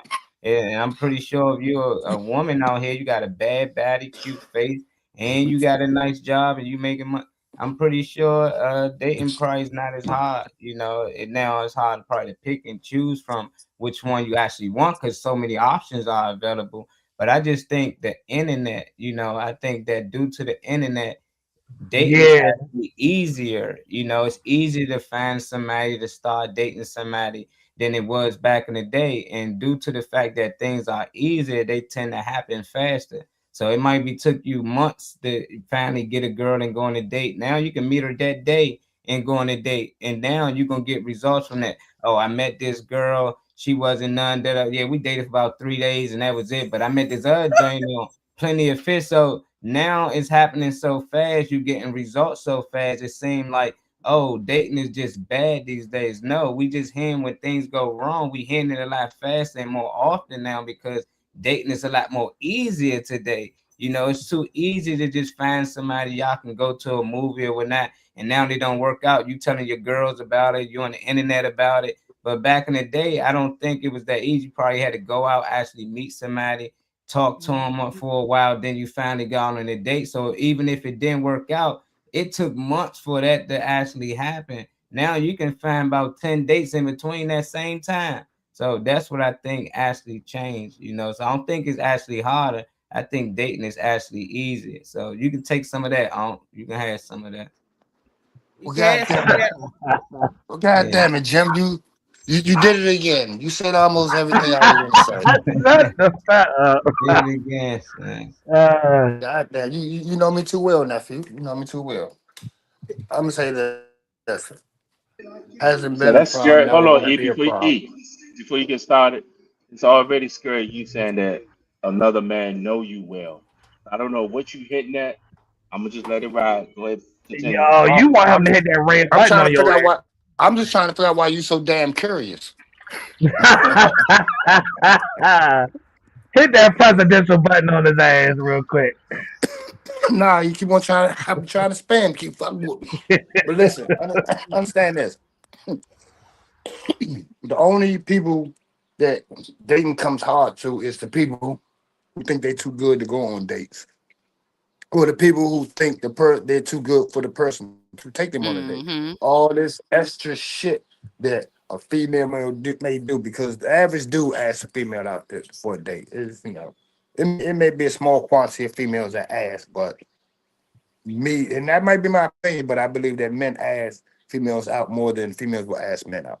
And like I said, if I ask a female out and, oh, how you doing? Want to get to know you. I think a date is just taking her somewhere, chilling, and taking her out of an environment, making her Mm. feel different than anything. I don't have to take you to a restaurant for a date. Okay, you hungry? You need to eat before you get with me. Okay, there it is. Um, See, that's why people have problems. I But understand that. no, because see, this is why I never have a problem with dating or communicating with any female. Because I'm gonna be real with this shit from the very beginning. Oh no, this is me. This Mm-hmm. is me. All right, well, you got a choice. You can say fuck me, walk away. We ain't never got to speak again in life. Or you can accept me just being real. And guess what? Maybe this friendship might bring something. You know what I'm saying? A date to me is just taking a female in another environment, taking her out of her own environment, and giving her a chance to clear her mind. That's what a date to me is. You know what I'm saying? All this other goofy ass shit, nah. Like I said, if you ain't dating, that's because you don't want to date. It's somebody for everybody out this motherfucker. You know what I'm saying we just Yeah. and we set standards and shit. Like we really give a fuck about standards. We set standards. Oh wait, he got to take me to. Well, guess what? Then you take your fucking self. You take it. My only standard. My only standard is this. No, honestly, my only standard is this. I'm not taking you to no fast food restaurant. I'm sorry. So if you think you're gonna get in my car, so I'm hungry. Oh, where you want to go? I want to go to Popeyes or I want to go to McDonald's. Oh, now I'm gonna go ahead and drop you off at this corner because because we ain't on the same level. We ain't on the same level. No, we really not. You know what I'm saying? And I'm not saying that I'm bigger or better than a person, you know what I'm saying? But at the same time, like, don't go to McDonald's because you think I don't want to buy you nothing to eat. You understand? Mm. That's not, like I said, that's not a date. I'm not sitting in McDonald's, sitting down, having a conversation with you. I'm sorry. That's not happening. I'm not even going to McDonald's, okay? I'm not even going there. So if we're going to pull up in the parking lot, order our food, sit there and talk, okay, I guess if that's what you want the date to be, it is what it is. You know what I'm saying? But like I said, my stance is only like, you can always do better. So that's my stance. You can always do better. That's the only standard I have. You can always do better. Nothing else. But then you say she got to eat before y'all link up anyway. So would you even be worried about her wanting Popeyes and shit? I'm gonna be honest with y'all. I'm gonna be honest, and I'm not sugarcoating this shit. I'm not sugarcoating. I'm not trying to play, but I've been taken out. I don't really take people out. I take people to different places to clear their mind. But as far as food, y'all already know I don't really eat food like that. So when the food conversation comes up, I'm like, well, you know, I don't eat food, so you should have ate before you got with me. I ate my 2 eggs for the day. Oh, I ate my 2 eggs for the day. You should call me. I would have made you 2 eggs. I'm gonna bring a thermos full of the coffee, like I make it like you like it, and some hard boiled eggs. I got you. You be like, Riri, so where you want to go after this, Riri? Drink your coffee, Riri. No, because like I said, like the object of getting to know somebody is taking them somewhere where they feel comfortable in order to open up that communication level. You on the block, oh, we getting drunk. Yeah, you giving me some drunk shit. You telling me who you is when you drunk and you're a freak when you drunk. Okay, I understand. Hey, how are you? You know what I'm saying? But to take somebody somewhere where they ain't doing all this extra goofy shit, you showing them a different environment, the conversation changes. The person changes because now she sees what you're about and you see what she's about.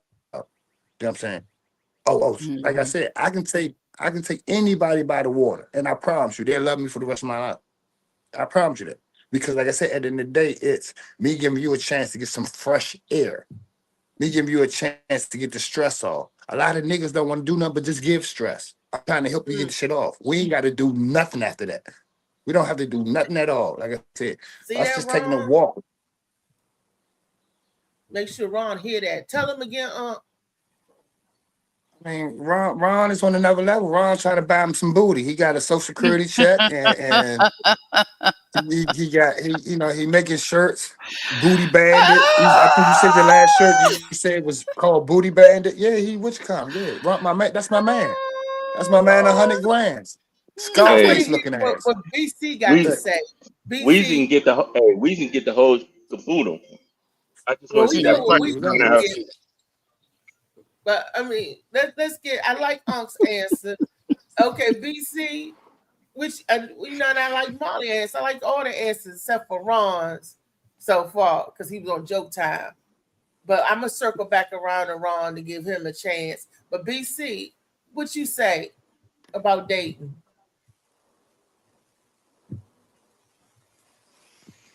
Well, I know you probably can't say too much about dating now because you're happily married, but if you wasn't, or back in the day with dating. Well, I can't hear you muted. Oh, you gotta unmute your mic. Can you hear me now? Yes, sir.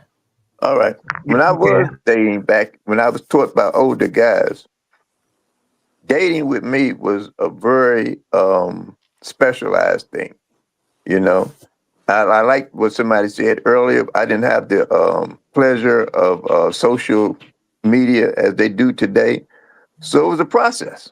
It was definitely a process, you know. And like I tell women all the time, my sexual experiences with them started on the front porch, you know, not in the bedroom, not in the living room. You know, it started with basic conversation.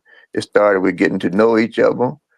I always hung on to the fact that I like the thrill of just going to your house. You know what I'm saying? Of being invited over and things like that. And when we went out, I did my best to try to impress you because that's what I was taught. That's what I was taught to do, you know. And there was no bill too high or no place too expensive or too fancy for us if I was really into you and really into that, you know. And I never felt like anybody I took out was I was doing them a favor. I always felt like somebody that went out with me was doing me a favor. Not that I thought low of myself, but because they gave me an opportunity to give me a chance to impress them, you know, because I liked them. Liking women when I was coming along wasn't that easy, you know, and getting dates and going out with women wasn't that easy.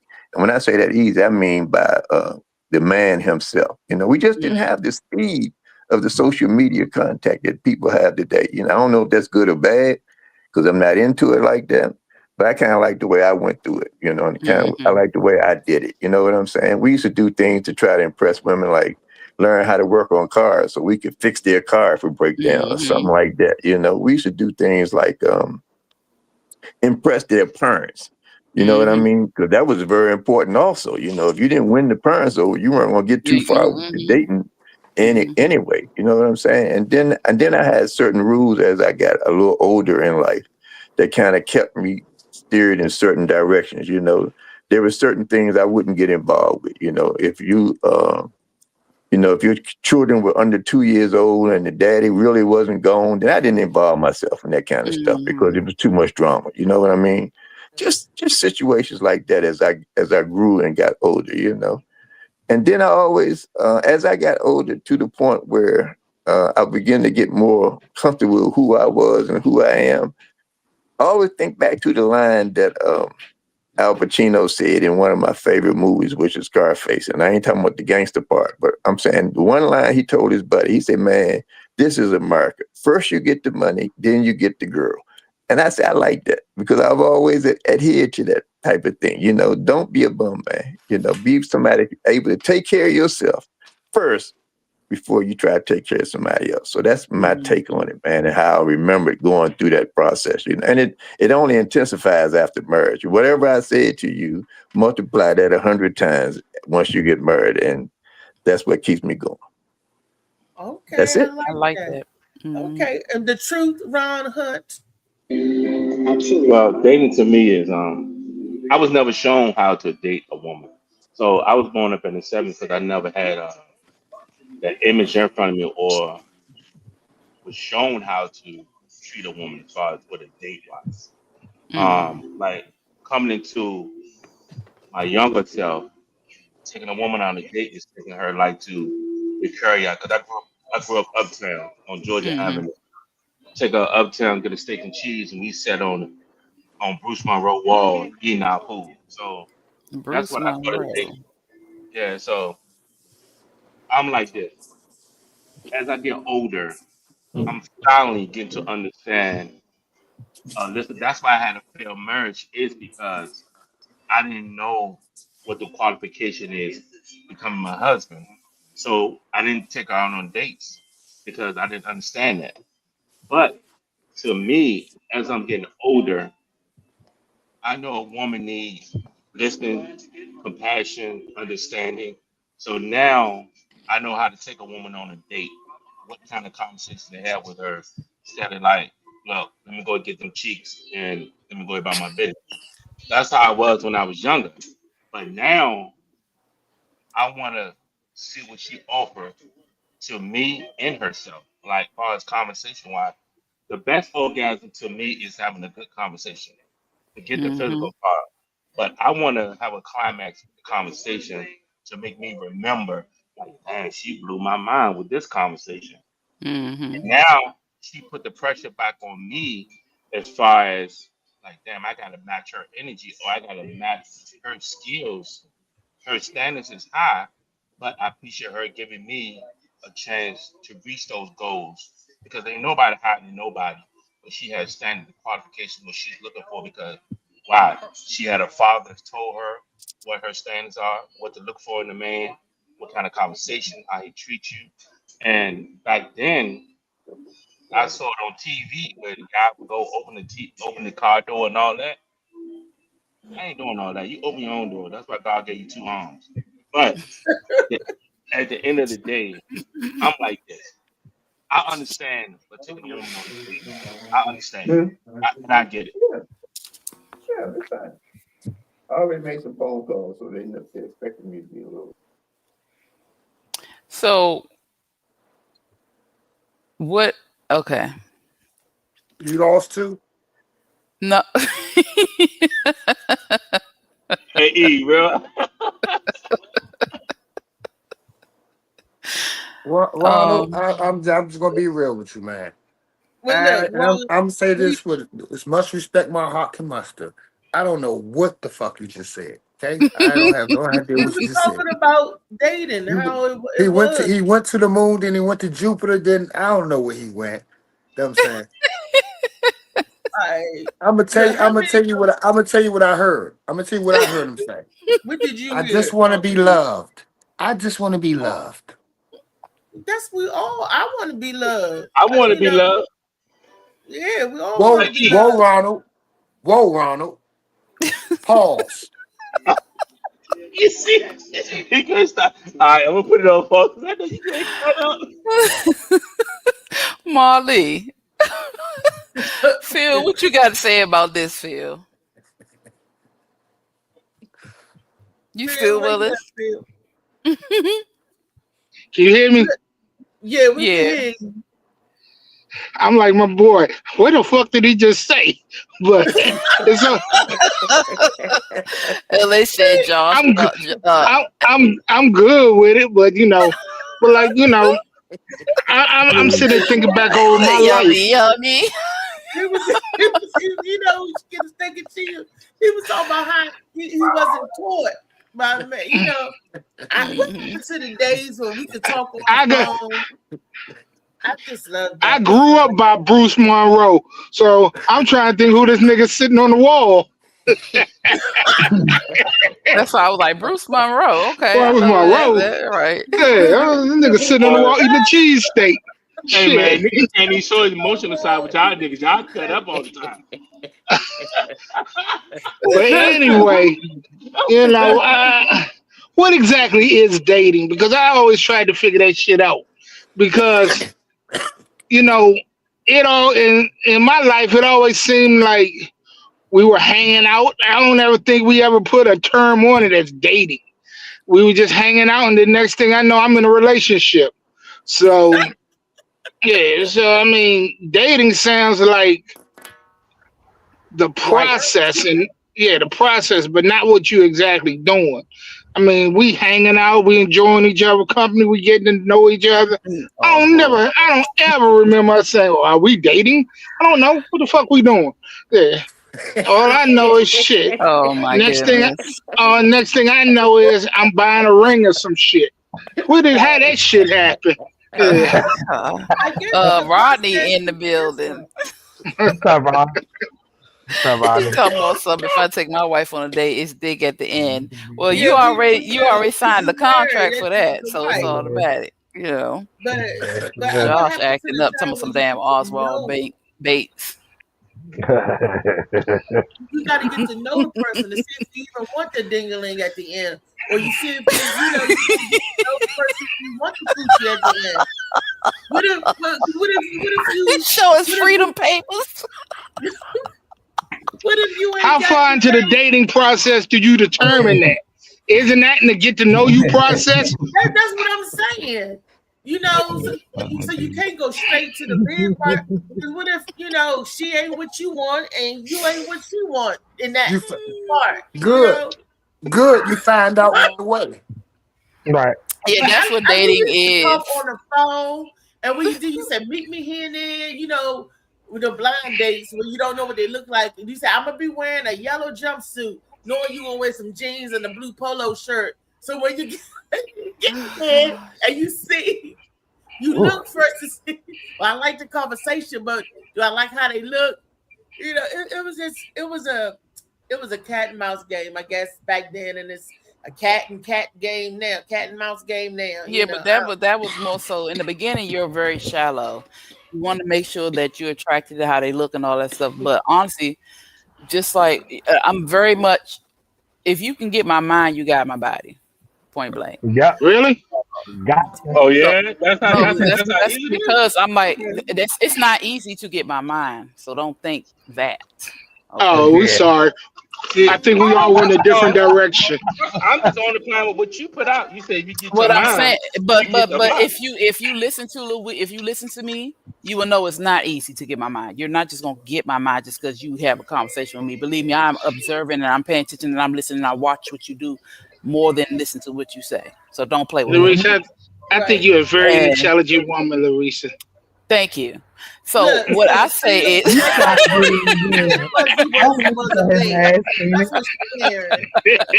I say is because I like to learn. So I'm constantly reading, I'm constantly doing something. I like to learn, I like to get my hands dirty, I like to get into stuff, you know what I'm saying? So if we can have an intelligent conversation and it's not just one time. If you can spark up a conversation and we can go all over the place with it and it doesn't lead to anything sexual, one day it might lead to a sexual conversation. You know, sex just happens to come up between a man and a woman conversation. But at the end of the day, if there is continual, I'm not saying I need stimulation mentally all the time, because I can stimulate you mentally and we can just be having some random small talk. You know what I'm saying? But what I'm saying to you, don't come at me because you want to fuck. Don't come at me like that. Because off break. What? You heard what I said. You ain't never came at nobody like that. You ain't never came at nobody like that. I don't know who you think you talking to. No, I never I don't know who you think you me. I'm I never straightforward. look, because at the end of the day, okay, I'm gonna tell you this. If that's what you want, you can come to me. I just want to fuck. I'm like, okay, thank you for your honesty. Get the fuck out of my face. Maybe, I ain't gonna say get the fuck out my face. No, I mean, hey, I just want to fuck. Okay, great. Well, get the fuck out my face. Excuse me, but but I'm just saying, I'd rather you come to me and tell me what you're looking for. But if we're just hanging, like I go take myself out on a date. I do that. I've been doing that for years, even before I started having kids, because that was my space of peace. I didn't have that type of safety and comfort at home, so I created it for myself. So a date can be at home as well. Yeah, it can be. You can create a date at home. No, I'm just saying, when I'm, growing up, I had to learn to develop how to create that space for myself. Mm-hmm. So I'm an avid reader. I love to read. I love to learn. So that's a space for me. So if you can catch my attention from certain things because I love to learn, that's dope. I'll have a whole conversation. I have no problem. That don't mean it's going to go farther, but I appreciate that space that you've given me. But like I was saying earlier about dating is just collecting data. You are with this person to figure out if you mesh. And of course, you don't know anybody within 6 months. You need a longer time because people change the different seasons within, different things. But at the end of the day, if you come to see it in real, that's cool with me. But I meant what I said about the mind part. You look, y'all already know. You just cleared something up for me. Is that really what dating means? Collecting data? Is that the definition of dating? Really? You collecting data on the other person to see if this is what you want to deal with. This is the person you want to be with or whatever. Yeah, you're collecting data. It's not about sex. I want to know from the guy. This is strictly a man's question. After kicking in with a girl, right? You like her, but then you had sex with her. Did that make? And then say her sex was lousy. Do you go on about your business or do you still kick it with her? Oh, you mean her pussy trash? Oh shit! That's why I mean Reese not together today. That she just said it out loud. That's why we're not together today. He saying the pussy trash. That's what she's saying without saying it really. She said if it's not, look, any time a woman say if the sex is not hitting, if the sex is not hit, it can hit because it's supposed to hit. If your pussy trash, we can never make it hit. It can hit whatever but that's what you're saying to the guys pretty much is her pussy trash. Okay. So when he continue to stay with her, continue to like mess with her if her pussy trash. Yeah. Hold up. Whoa. What just happened? I don't know. It went left. Reese had asked. Can I ask a question? Well, she ain't finished her question. She ain't finished facilitating the question, unless you understand what she's saying. I understand exactly what she's saying, but I need to know what is the definition of a female with trashy pussy? I mean, is that the smell? Is that it's too big? Don't act like you don't understand. All right. Understand this. I ain't never had like if I can't complain about none of the females I had sex with. I had sex with the females I wanted to have sex with. You know what I'm saying? I can't say I had no trashy pussy. I'm sorry, I can't say it. Sorry. I'm not gonna say I ain't gonna say I ain't had a female that with booty smelling like she's not gonna do that. I ain't saying I ain't never had nothing that don't smell like steak and cheese, but at the same time, at the same time, that's about as bad as it never got. I don't like. Yeah. Yeah. No. I mean, I think I was just pressed that particular night because I swear I didn't smell it at first, and then when I did what I did, the gates of hell opened up, and I felt some type of way. I ain't say Well, nothing to her. I mean, I ain't say nothing to her to make her feel embarrassed and all that. I was just, let's go take a shower and shit. so Reese, can you help us by So expanding on? basically, you'll hit. So basically, Shut you'll up. hit anything, huh? They're not gonna bite. They're not gonna bite. They don't bite, though. They don't bite. They don't bite. He sound like he got a little situation happening. So Is that can what you the pussy said? expand, Reese? Because I just took it as a guy. I just took it as you saying her box trash. Ain't no way to me that y'all can't communicate. Y'all can't talk. I can't experiment, explore, and get it hot. But to me, you made it sound like if a woman got a dead ass pussy, it ain't Damn. whether it's getting with it, ain't gripping or And it whatever the just fuck it ain't need good. to It do. ain't what he want, whether it's the smell, the shape, the look, whatever. Whatever you think trash is. Say she got a coochie that you can throw away. Throw away coochie. Do you? But like I said, you heard good friends hitting it, but then after the sex, you be like, I don't want to have sex with her no more. But do you still continue to be her friend and date her and all of that stuff? That's the question. You might not cut her off or nothing like that, because any man gonna take some good head or another option. So he might still like kick it with you. He's not gonna be hitting up your line as much. So don't expect your phone to be ringing as hard because he realized the pussy trash. So it might alter some things. That don't mean he's gonna lose respect for you or just not know you all of a sudden. But don't be looking for the same whatever you was getting before if the shit not hitting, because it's going to definitely deter him in a different direction. She gonna be paying for her own dinners. She's going to be taking herself out, and not by choice. She's going to be taking herself out. Depending on whoever it is in that situation. I'm gonna say this again.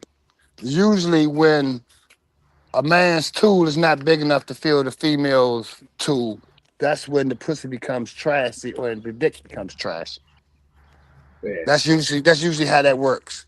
You know what I'm saying? Somebody's tool ain't fit. You know what I'm saying? So why are you I'm being honest. I'm being Why honest you though. on the The tool, dude though, usually say, "Oh, that what?" I'm telling you where the terminology of trashy pussy comes from. Yeah, I ain't pointing no fingers, but you niggas that's in the itty bitty dick committee, you niggas is fucking the game up and shit. You niggas is going to shit you have no business going in. If the girl done been around the block 5 times, why are you going there? You supposed to be the first nigga in there. Supposed to be the first one in and first one out. You trying to wait for after 6 dudes, and nah, she done ran through, and you ain't one of them. You ain't one of them. So yeah, you get it. You get it. You fall in love with her, and all of a sudden it's trashy pussy because she's still doing her. Come on, man, you goofy. Your hot dog through a hallway. I'm dead. Yeah, there it is. You goofy as shit. That's what the fuck that should be. That's why. Oh, man, look, let me tell you like this. A female ain't gonna sit back and be like, "Oh, you little dick motherfucker," not unless your shit so big it knocks her whole fucking neck off her shoulders when you put it in her. You know what I'm saying? Like a female, she ain't steering away from no good dick. That's the problem out here. A lot of these females is out here getting some good work, and they don't give a fuck what this nigga do. Long as she got that good work in there, it's all good. Ain't nobody else getting it. Ain't nobody else getting that good work. She gonna get it, and she gonna take all the stupid shit that comes with it. Let's go. Goddamn. Damn. Question of the day was if her pussy is trash. Before you stay with her. I don't think it'd be That's about tough. trash. Do you know somebody with some trash pussy or something? No, I was just wondering, like the dating part. Like, say you like the person and date him. Hold on, what you say, Molly? You know? Come on, snack time. Come on. Oh, if Molly was talking, I ain't hear on my bad. No, he's not even on the screen. Well, I got a question then, and I may be dating myself then, because after a certain age, you start running these chicks talking about, well, I don't really have sex no more. At what age does that shit start happening? Is that considered trashy pussy or just no pussy? They don't get Nah, dates no more. they're just not They active. ain't getting no pussy. They ain't getting- No, but what I'm saying is, do you just cut them off? They not in the dating pool anymore. That's No, a I fact. don't think so. Because when you walk around your house and you got to pull out a Swiffer sweeper, you don't say I'm gonna move out because it's dusty in here. You just do what you do to bring that Unless you shit back. start sneezing. Well, there's allergy medicine on every corner. There's always a will and a way to get the shit. You know, you could always get a super sweeper and clean that shit up and make it look like how you want to make it. It just depends on whether you want to invest that time and energy to get that shit back right. You can sneeze outside just like you sneeze inside. It depends on, you know. I mean, I know none of you guys are old enough to experience that, but you know, 55 and 56 and the chicks start talking about that shit. Well, I don't want to have sex anymore. Is it because they don't want to or they can't get it Well, up? I don't understand wanna what get it to that is. place. I don't know what it is. Let me give y'all a I little don't think insight on this. Phil. Let me give y'all a Phil, little I don't insight, think right? they saying they don't want to have it no more. Their values have changed. What they saying is it has repositioned itself on their list of importance. You know. Now, Oh, that's my problem. like my man was saying earlier, I think his name is Unc. I don't know him. I never met him before, but like he was saying earlier, you hit that thing right, and the whole conversation changed. You know, the reason why they don't have it no more is because they ain't found nobody lately that has done what they wanted to have done. You know, and to go back to Reese's original question on bad things. As far as the man goes, Reese, it don't exist. There's no such thing as bad people. You know, one more time, I'm going to reference my man because I like what he was saying. One more time, I'm going to reference him because one time I myself ran into a woman that had an odor. And I had never experienced that before. And when I did, I was like, my God. And even then, y'all, I'm still considering going back and doing it again, knowing firsthand what I'm going to face when I get there. So there's no such thing as really bad.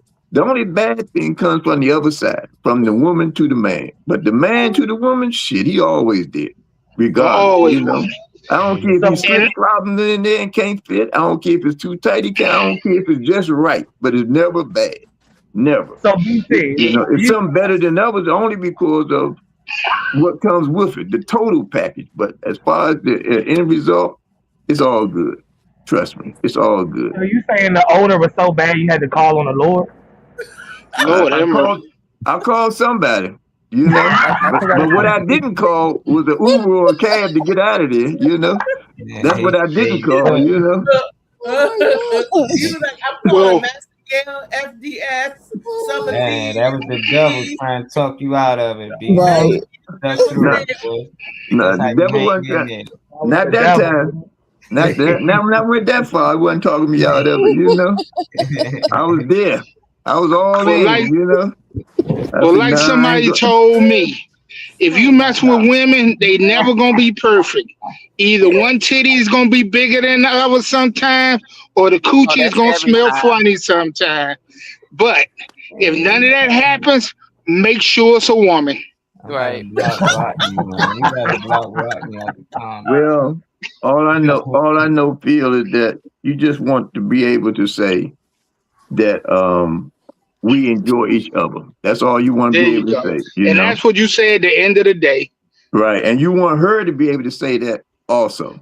You know, I've never heard nothing more clear to my ears than when a woman say, and I think one more, this is the last time I'm gonna quote you, man. I think when Unc said it earlier, the last thing that you want to hear from a woman is, I don't care what that nigga do, he's still my man. I'm still gonna hang with him, you know? And there's only one thing that can make her say that, man. You know? Yeah. No, no. I'll be over there preaching. No, I honestly just know so many females that I could navigate through all the little bullshit all I'll be going through. I mean, you know, it doesn't mean that's a woman. It's just like I said in the day, y'all females say what y'all want, but don't ever say what y'all want until all shit done hit the fucking fan and spread it all over everybody. Then the man got to come in and clean up and make shit right. What's her name? Yeah, Blue. What's her name? Blue Phoenix Hills. Yeah, Yes, Blue sir. Phoenix. Blue Phoenix Hills. Yes, sir. Trust me, I've done the mind game before. You know. That's why you can't play a game, because I pay more attention than people think. You can't play me. Okay. All right. So Okay. Reese, reverse the question. What about bad dick? Is there such thing as bad dick? Yep. And it what? is. Oh shit. Nope. I want to hear Yeah, this. Yeah, I want to hear this. I'm Yeah. about to read. Don't you know? Yeah, give us Right. that one. Give us that one. You got to give us that one. 'Cause Please, ladies, give us that one. What you talking about? Yeah. What? Yeah, yeah. Look, I like my nuts. We know Oh that. shit. Yeah, without the dick. So tell us about the dick part. The thing is, Come on, lady. ways, a premature ejaculation, or if the man's too small, or if he just doesn't get up, if it's like Laffy Taffy. So that's the man not able I to get it. please Lack of satisfaction. She's saying lack of Right. satisfaction. Okay, we understand that. You're going to have some dudes that do that, but you can't say lack of satisfaction if you ain't do nothing. Okay, he was too excited.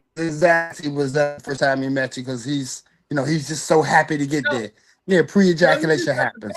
and keep trying to do it over and over and over. And I'm like, Well, you must have wanted it because he was able to come back. Right. I didn't want the Let's sex do the part. numbers. I didn't care about this, but the sex didn't turn me on. You wanted I the just dinner. wanted to be with him. I wanted You wanted to eat. So you wanted to eat. Oh. I don't know why you keep thinking that. I believe that you wasn't a freak coming up.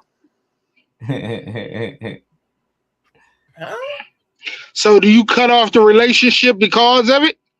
I did not. There you go.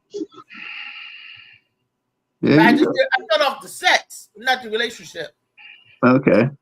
And then somehow, And he still wanted to have a relationship with you after that? no. Right. No. Well, how you know your stuff wasn't trash? He probably felt It wasn't trash because you kept calling me 3 times a day. Regular, he wanted this. Well, first of all, Oh man. let's look at it like this. Let's say he was disappointed because when he go hit from the back, he felt flat tires. So how you think he? Oh shit! No, baby. It ain't. Just them talking in code about each other. But I get it now. And he still wanted to this day. So, it ain't that. Okay. I guess. Yeah, I don't know. I don't know. You know, Reese. And Ron, stop Y'all throwing get yourself drastic. into these things, Ron. And you talking about me clapping back. How you gonna clap it all with one ball? Oh How you shit! gonna get it all Shots with one ball? Oh my God! Oh, That's what flag. Throw the flag that in. was a low blow. That was Oh, a that means y'all low match. That means y'all blow. match. So y'all all right. That was a low Throw in the yellow blow. flag. That was not I told you that necessary. in private, Reese. Now, why you gonna do that? That's a 15-yard penalty. Reese. Oh, man. Oh, that was. Phil said, if somebody poke you, get a bigger knife and poke them back. Oh my God, that was unprofessional. Oh my God. all the man got is his balls and his word. You gonna take That's one of all his you balls? got in from him? life. That's all you got in life. If you ain't got nothing Stop it. else, You done that's all shot you that got in man life. ball off, man. Oh my God. Son, we live in a world that has walls. Oh my And when the God. ball is bigger than the penis, that's even worse. Oh my shit! God. Oh, Whoa. Hey, I told you this in Ron, I private, ain't gonna Reese. tell all your business, Ron. I'm gonna leave you with some business. God damn, boy, how much? Whoa. How much How much do you know more about this is there nigga? left? How much more business is there left? Nothing. It's all gone. I know we all laughing, but they say there's a little truth in the joke now. Every day I learn more and more about y'all that I wasn't expecting. And for your lesson of the day is That was a good one, Reese. That was a good one. I love you too, Ron. That was a good one, Riri. That was a real good one. Now I understand, Ron. Now I understand. I'll be digging back and forth. I'm like, oh, okay. Now you Okay. got, Hey, Trey. cheerleader now, Reese. Trey, that's what the testimony was all about. Now I understand. All that Marley, shit. That's what Marley, that's what the that was testimony was about. about. Now Confessional. I understand. That's why the confessional I sounded told. like Didn't I that. tell you I was gonna come out? I told y'all, man. I messed it up. That means everybody involved shut the fuck up.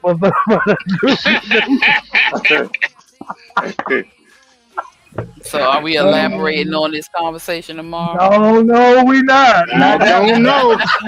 No. Some things you just let down the vine. Yeah. You don't want to bring this conversation back up. Not on the line. It's very traumatizing. It is very traumatizing. So, it's very traumatizing. Yeah, man. Well, real quick before we get off, I'm gonna say I don't think I've had bad, but the connection, it was just the connection between him and I. That chemistry. Yeah, but not necessarily chemistry, because I don't really think it's chemistry. It's just sometimes people can talk their way out of something good, just like they can talk their way into something good. And if you talk too much doing that, talks your way out of something good. So I think, So basically, it wasn't a dick; it was the person who was attached to. it was a little of both, but I could have dealt with that if he would have shut up. Oh shit! Damn. You talk too much. If you talking to me, I gotta concentrate on what you're saying because I listen. And if I'm concentrating on what you're saying, then she ain't working. So yeah. Damn. Okay. So he just needed to shut the hell up. I noticed that every time, we having conversations. Can everybody hear me? Yeah. Yeah. Every time we having conversations, every time the word penis or dick comes up, you start doing this, and Riri go get some nuts and start eating. Is that triggers for y'all? Is those words? Words triggers for y'all? I'm just asking. I'm just asking. I told you I pay attention to a whole lot now. They got tails. I told you I watch body language and all that. I'm just saying, I'm just asking. Oh, you know Are why? those triggers? You know why I get like that? It depends on who's around me because my daughter right here, so I'm trying to mind my words. Right. But you shut up. Ain't nobody talking to you. I'm talking to them. And so, Oh shit. but I don't know. I don't know. Oh, because it's a touchy topic. So I gotta touch something. It's a touchy topic. Yeah, I gotta touch something. Yeah. It's a touchy feely I think that's subject. why Ron keep running away from the camera. It's a touchy subject. He probably got touched something too. I don't know. Everybody, it's touching everybody in some type of way or another, I guess. I don't know. True. No, but for real, it's just actually I'm printing out some shirts, man. So I'm printing out some shirts, and I did it wrong. Oh, that's cute. It's gonna go on the shirt. Oh, Yeah, God. I'm doing 20 shirts. Ron, I need to talk to you about some shirts. Okay. Is that I don't know if that was you familiar? Hey, look here. It was really shirt. man. So, I don't know. I didn't Y'all say be- anything, Ronald. Ronald, I didn't say anything, Ronald. y'all be throwing me off. Man.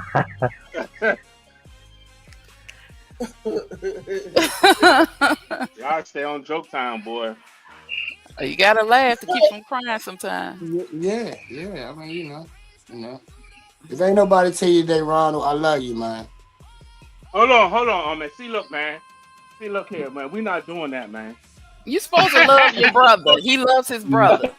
We not doing that, E. I just gave you a motivation Say, builder. Molly. Yeah, I just built motivation up, dog. That's Oh all I yeah, did. that's right. You're right. He said it's two Ronalds. So one is Ron, and the other one Ron is Ronald BC. BC. Yeah. I'm talking to both of them because they're both Ronalds to me. You see what I'm saying? This dude here, man. Man, what? I tell you, man, every time a dude show his emotions for another dude, man, all of a sudden it's something else. Wow. Hope Jody I blow. promise you, Ron.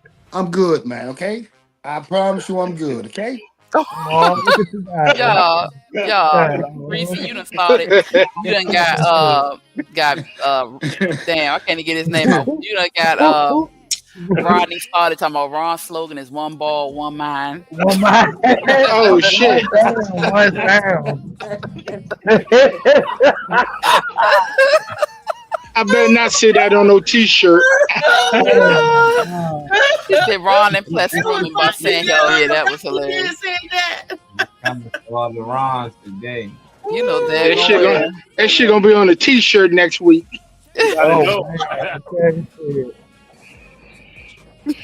One ball, one.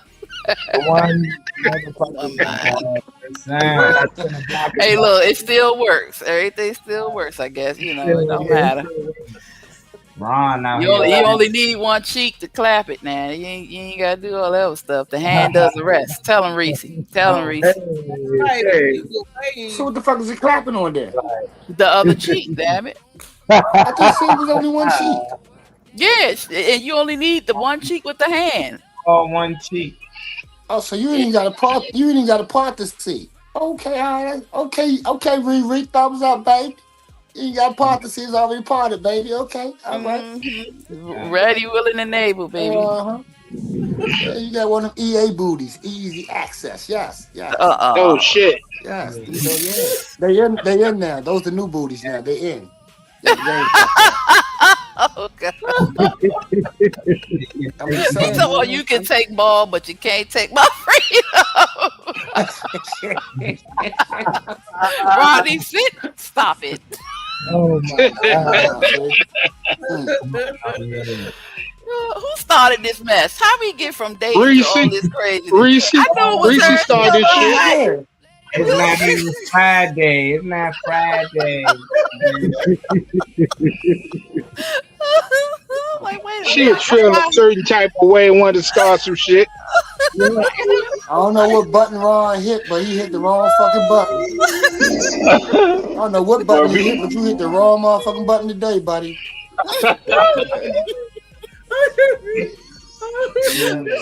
God, terrible, man. Tomorrow gonna be off the chain. Tomorrow's gonna be Freaky Friday. Oh God. Venus, some y'all spinning the blocks. Thank Ussy and one cheek to clap. Lord. Hey, look. Take my ball and go home.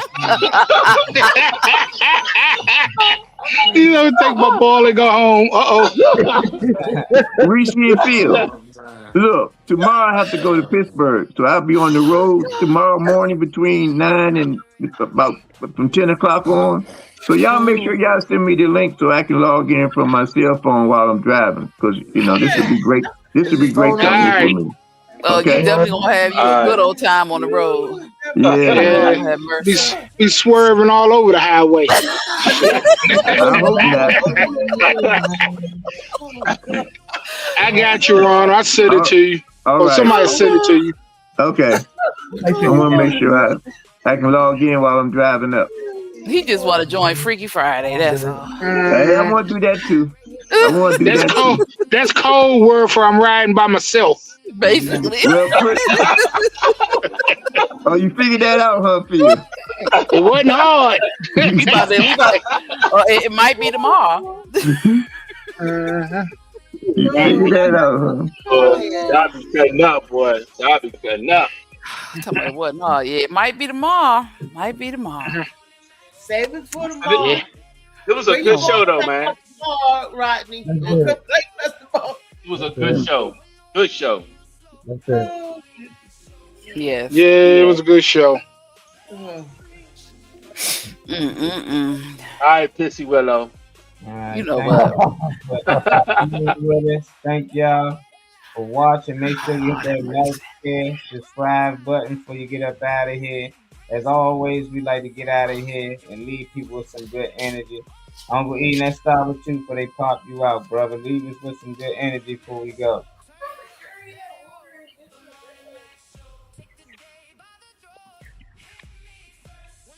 All right, took him out. Let's get out, spread the love. Oh, okay. I heard spread the love. Y'all heard something else? But don't worry about it. I heard it. It's playing with me, so don't even worry about it. People who's supposed to heard it. We heard it. We heard you, Uncle. On and Don, give us some good energy before you go. You know how to get back. Well, I want to leave this note that everybody decide to finish your day out with a 100%. Whatever you trying to do or going to do, make sure you get 100%, and always stay focused on yourself. BC, give us some good energy before you go, Ken. I got some energy for you. Okay, if you 50 years old and you still thinking like a 20-year-old, then you've just wasted 30 years of your life. Catch up, people, and stay away. I like that one. There you go.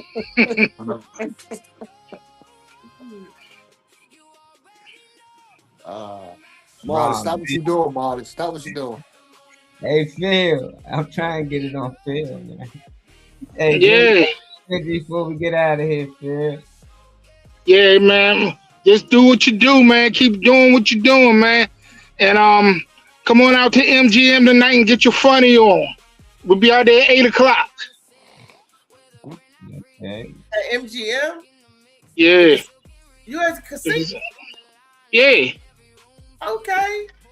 Yeah, look, Reese about to come down, play them. I already know her. Weezy Wee. Like I say, every day, live, laugh, learn, and love. But most importantly, laugh. That's important. You know, laughing is medicine. Laughter will heal you and get you through some of your toughest moments. So make sure you do so. We laugh on here because we love each other and we're funny. You understand? If you don't find us funny, then that's your problem, and you might need to go get you some real medicine. Okay, but enjoy your day. I appreciate each and every one of you that tuned in, that commented, that watched and didn't say a word, because I'm pretty sure we helped you get through your day. I love you all. I love everybody on the panel. I appreciate everybody on the panel. Have a most amazing Thursday. Say my name. I feel like there's always something to work on. Whether you got trash pussy or bad dick, your pH balance Oh, is shit. going on from either side. I feel like it's always something to work on. So each day we're looking for something to evaluate about yourself to upgrade, fix, or change. That's all.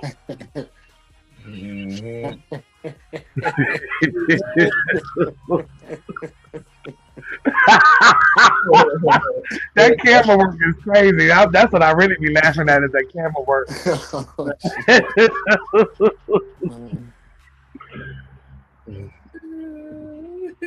Wait. Oh gosh, I love everybody. And I thank everybody for joining and on the Mac Show. Just remember this: if you go to sleep with an itchy butt, you gonna wake up with smelly feet in the morning. Oh shit. That's some old school said. Oh my god. So it's the same thing. If you sleep with stinky booty, you gonna have stinky balls. That's it. It's just 1 and 1 is 2. I felt like that was a direct shot at me, Reese. I'm gonna let that go. I felt like that was a shot at me, Reese. But it's only Not a shot at you, because I had an extra balls. I didn't say ball, I said balls. She put both of them in there, not just the one. Oh no, bro. Yeah, that's even on with Riri. Oh shit. Yeah. Just get ready for Friday. I mean Saturday. Lord Just have get ready mercy. for Saturday. Yeah, we'll get drilling. With the dogs. So, Yeah, he's sharing some good love too. Yeah. He said have a good day. Make sure y'all like, share, subscribe. Don't forget about our upcoming event. Matter of fact. Hey y'all, what's up? This your girl Mimi Manning. Don't mind me right now. I'm getting myself together for this amazing comedy show. Saturday, Love and Happiness Comedy Show. It's going down, y'all. It's going down in Raleigh.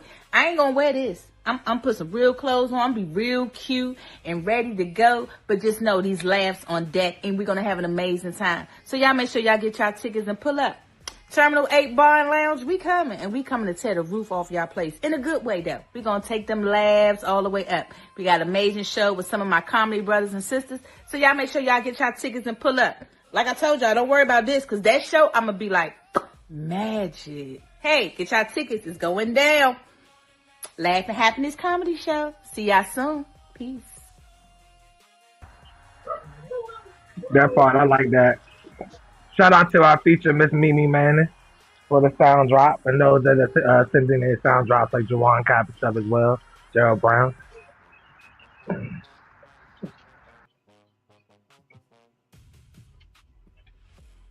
May 23rd. I can't see it. Mm-hmm. And this is David's. That's David. David, where you at, buddy? We see you tomorrow. Hope you feeling okay. Yeah, I hope you're feeling better, Dave. Yeah.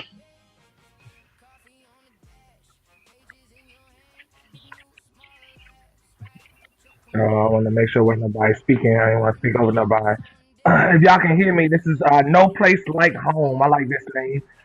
This is an event that David Funny Man Green is hosting. You got a few people. You got some comedic talent, and you got some artists and stuff that'll be on the stage and on the mic as well. I love the variety that I see David Funny Man Green bringing to his event space that he's been utilizing. It's at 249 Virginia Avenue, the event center in Cumberland, Maryland. I thoroughly enjoyed the environment. If you a smoker, you're a drinker, it is a BYOB event. You got a space to step outside to be able to congregate and still be, be within it, but be on the outside as well. Like I really like the event space. I like what he's trying to do. $20 tickets for this BYOB event all the way around, so there is no early bird special for this.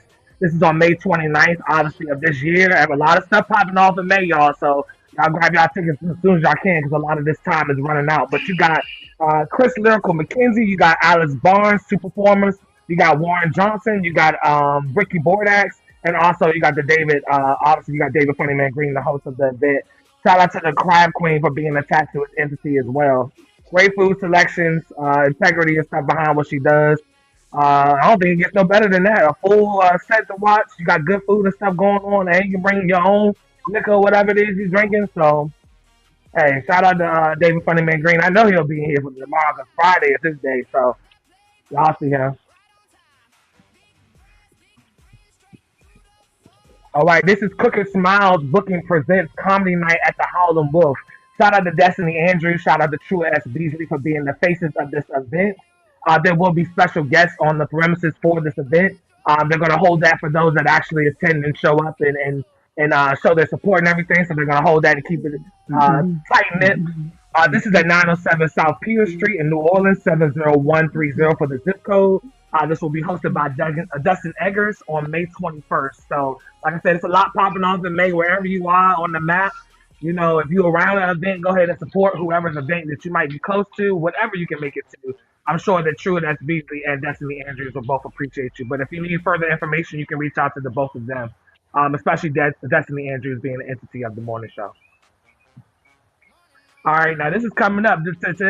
Hold on, let's see. Today is the 7th, so you only got a few days before, to get your tickets. You've seen DJ B, man, on here, so thank you, Phil, for getting them on here or forcing them on, whatever happened. At least he got on. Shout out to DJ B, man, DJ Smooth, and DJ Dark. If you need their information for future bookings or information around this event, you can reach them with the information listed below in purple, where it's listed in the cash bar, the vendors, the 50/50 raffle, and the food that will be on the premises. They kept in mind people that can't have seafood, so don't get deterred by the seafood because you have other options for your dinner plate. That does come with your ticket.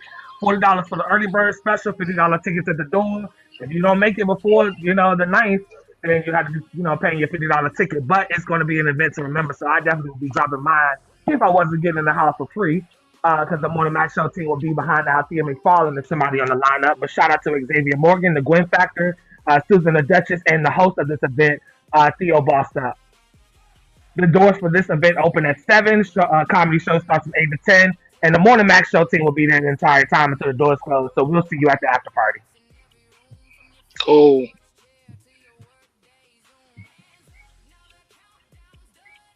All right, y'all. This is Skit Happens. This is an open casting call. Now, sometimes we don't have uh, Blue Phoenix on the screen, or she might be handling other things around financial literacy, some of her other entities, so she might not always be on camera. But this time, you can see her face. If you need somebody that you can submit information to or ask questions directly before you stick your neck out there and submit to Red Vision Cinema, you have somebody that we have connected directly to this. The only thing they require is that you be 17 years and up. Any improv actors, people that I see online creating material, whether you're on TikTok or you're making videos, you're editing stuff, there's, you never know where you'll be discovered. So I definitely recommend anybody to go ahead and take a chance. Submit your material. There is no deadline until all the spots are filled because they're continuing to grow and continuing to move forward. So why not move forward with them? All right, this is a new one. Okay, let's get ready to funny at 2 Max now. All right, now I'm gonna say this real quick. I thoroughly enjoyed myself at 2 Max. The first time I went was the last event that Phil had. Of course, Reese was on the lineup. Of course, Ron was on the lineup because they're gonna hold it down.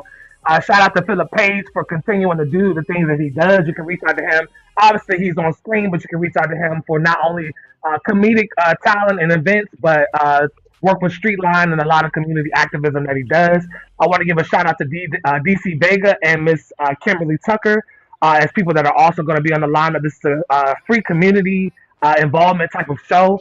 They're trying to get people voting. They're trying to pass out information. I love Ricky for passing out the information, while everybody was geeking and laughing. You didn't just go home with laughter or a hurt stomach. You went home with information as well. So that's one thing that I appreciate about Phil and everything around 2 Max Barbershop. This is at 6307 Georgia Avenue in Northwest Washington, D.C. 20011 for the zip code. Like I say all the time, we usually have somebody directly connected. So reach out to Philip Payne, Ronald B.C. Harris, Althea McFarland, or anyone that you see on the flyer to get further information so you can know what's going on. This is on Saturday, May 30th of this year. A lot going on in May, but there's a lot of information and a lot of things to execute this month. So tap in.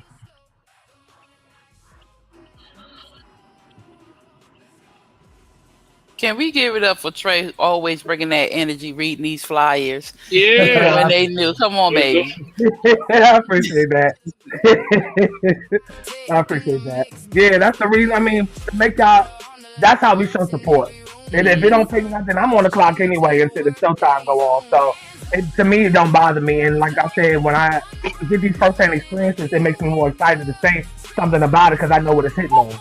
So when I've been in these places like, 249 Virginia Avenue, Cumberland, Maryland, when it comes to him, 2 Max now, and some of these other spaces, it's nobody better than somebody telling you about something they actually experienced versus them reading something. So I know y'all, so that makes it easier. But yeah, thank you. I appreciate it. And the Marley Mall for keeping everything running smooth, even when we can't hear him. Because I hear you, Marley. I want you to know I be hearing you, okay? I'm going to be your voice since my voice is bigger than yours, okay? They going to hit my big mouth so you can speak, all right? I got you. But we appreciate you. And I also want to shout out Miss Reese Reed for even having the thought to start the Morning Max show, the music and conversation show. I really am so grateful for these 6 years that she has been in the works. And now, not only do we see her, but North Carolina going to see our girl May 23rd. And y'all better stop playing with her, because if y'all don't show up to Studio 8, we might have to come and knock you out because you're going to miss a bomb show, okay? Come down there and support your girl. If you're down there in Raleigh, if you're down there in the neighboring Greensboro, Fayetteville, wherever you at, come into Studio 8 at May 23rd. Doors open at 7, right? Doors open at 7. You better get there at, Terminal 8. What I say, Studio 8? Don't go to Studio 8. Come to Terminal 8. ST. Terminal. Right. I went up. Yeah. No, but yes. Financial consult. They need to know about financial literacy down there. You take some bomb pictures. Molly and Trey going to be filming photography, and we're going to have CMOS. We're going to bring CMOS to the people. What? We not all just need it for funny and fabulous food, but CMOS and raffles. They better come out for the whole shebang bang. Even if you don't just come out, except to get some hugging and loving from me and Reese. Get a plate. Food gonna be good. The vibes gonna be good. The time gonna be good. Just get your ass in Raleigh because it's gonna be a good time. And I just want to shout everybody out. Ron, I appreciate you coming on. Ronald BC, I appreciate you coming on. Ronald the Truth, I appreciate you coming on. Phil, I appreciate you coming on. Who else is on here today? Unc, we always love you. And you better be riding. You better be heading down with us when we go down there for May 23rd. Anybody playing with you? Shay, I'm about to say Shay. Well, Shay Kool-Aid, thank you for coming on. Even though your Wi-Fi was acting up, we appreciate you each and every time you come on. We appreciate Venus when she on here. Rodney, you know we love you whenever you can tap in. We had Josh on. We had Child on. We had who else was on here? Hold on. Oh, your cousin Alan. We can't forget Alan for his wonderful questions of the day and the graphics. He is Gambino Graphics. Y'all reach out to him. He is dope. Every time he does something for Reese, it gets better and better. So we got to reach out him out. We had Tazzy Taz 2495 from YouTube. He jumped in. Gerald Brown or JB also going to be down there at Terminal 8. On May 23rd, come see him. Come on, y'all. We had who else we had? Oh, don't forget what Gerald said. If you come up, he got a gift for him, a surprise. Oh, yeah, the first 5 mothers, right? People. First 5. As long as you don't give my cookies away, Gerald. Don't give away the cookies, Gerald. Matt was in here. Thank you, Matt. Who else in here? Ernest. Oh, Butterman was on here. Hey, Butterman. Who else is on here? Kyle. Thank you, Kyle. Kyle is on every day comment. He has such wonderful input. We thank everybody that was on here. And if anybody that we missed, don't charge it to my heart, charge it to my mind. And I appreciate everybody tuning in every single day, listening to our crazy, laughing with us, crying with us, learning from us, and teaching us. We are most grateful for every last one of y'all. Thank you, thank you, thank you, thank you, thank you. Well said, Phoenix. Thank you. Give it up for the Blue Phoenix, y'all. Give it up for Phoenix. Give it up for all the Morning Mac Show. Yes. Breaking down the scene with a grin I preach. Hot take in the mix, but it's still can reach. Call her on the line, left in every room from your front porch chair to your work. All right, family. Always got something going on.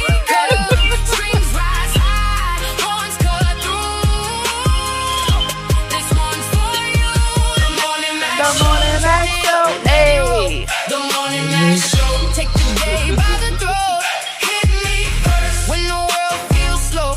The Morning Mac Show. Yeah, let's go. Let's go. Thank you, Rihanna. Let's go. Tell your people, get in line. Hit that play button right on time. Big brass, big green, straight through the fog. Start your morning with Mac on the pod. The Morning Mac Show. Turn it up, let it roll. The Morning Mac Show. Take the day by the throat. Hit me first when the world feels slow. The All right, Morning y'all. Mac Catch us Show. tomorrow. 10:30 to 12:30. Probably a little longer. Today, you know. Big day.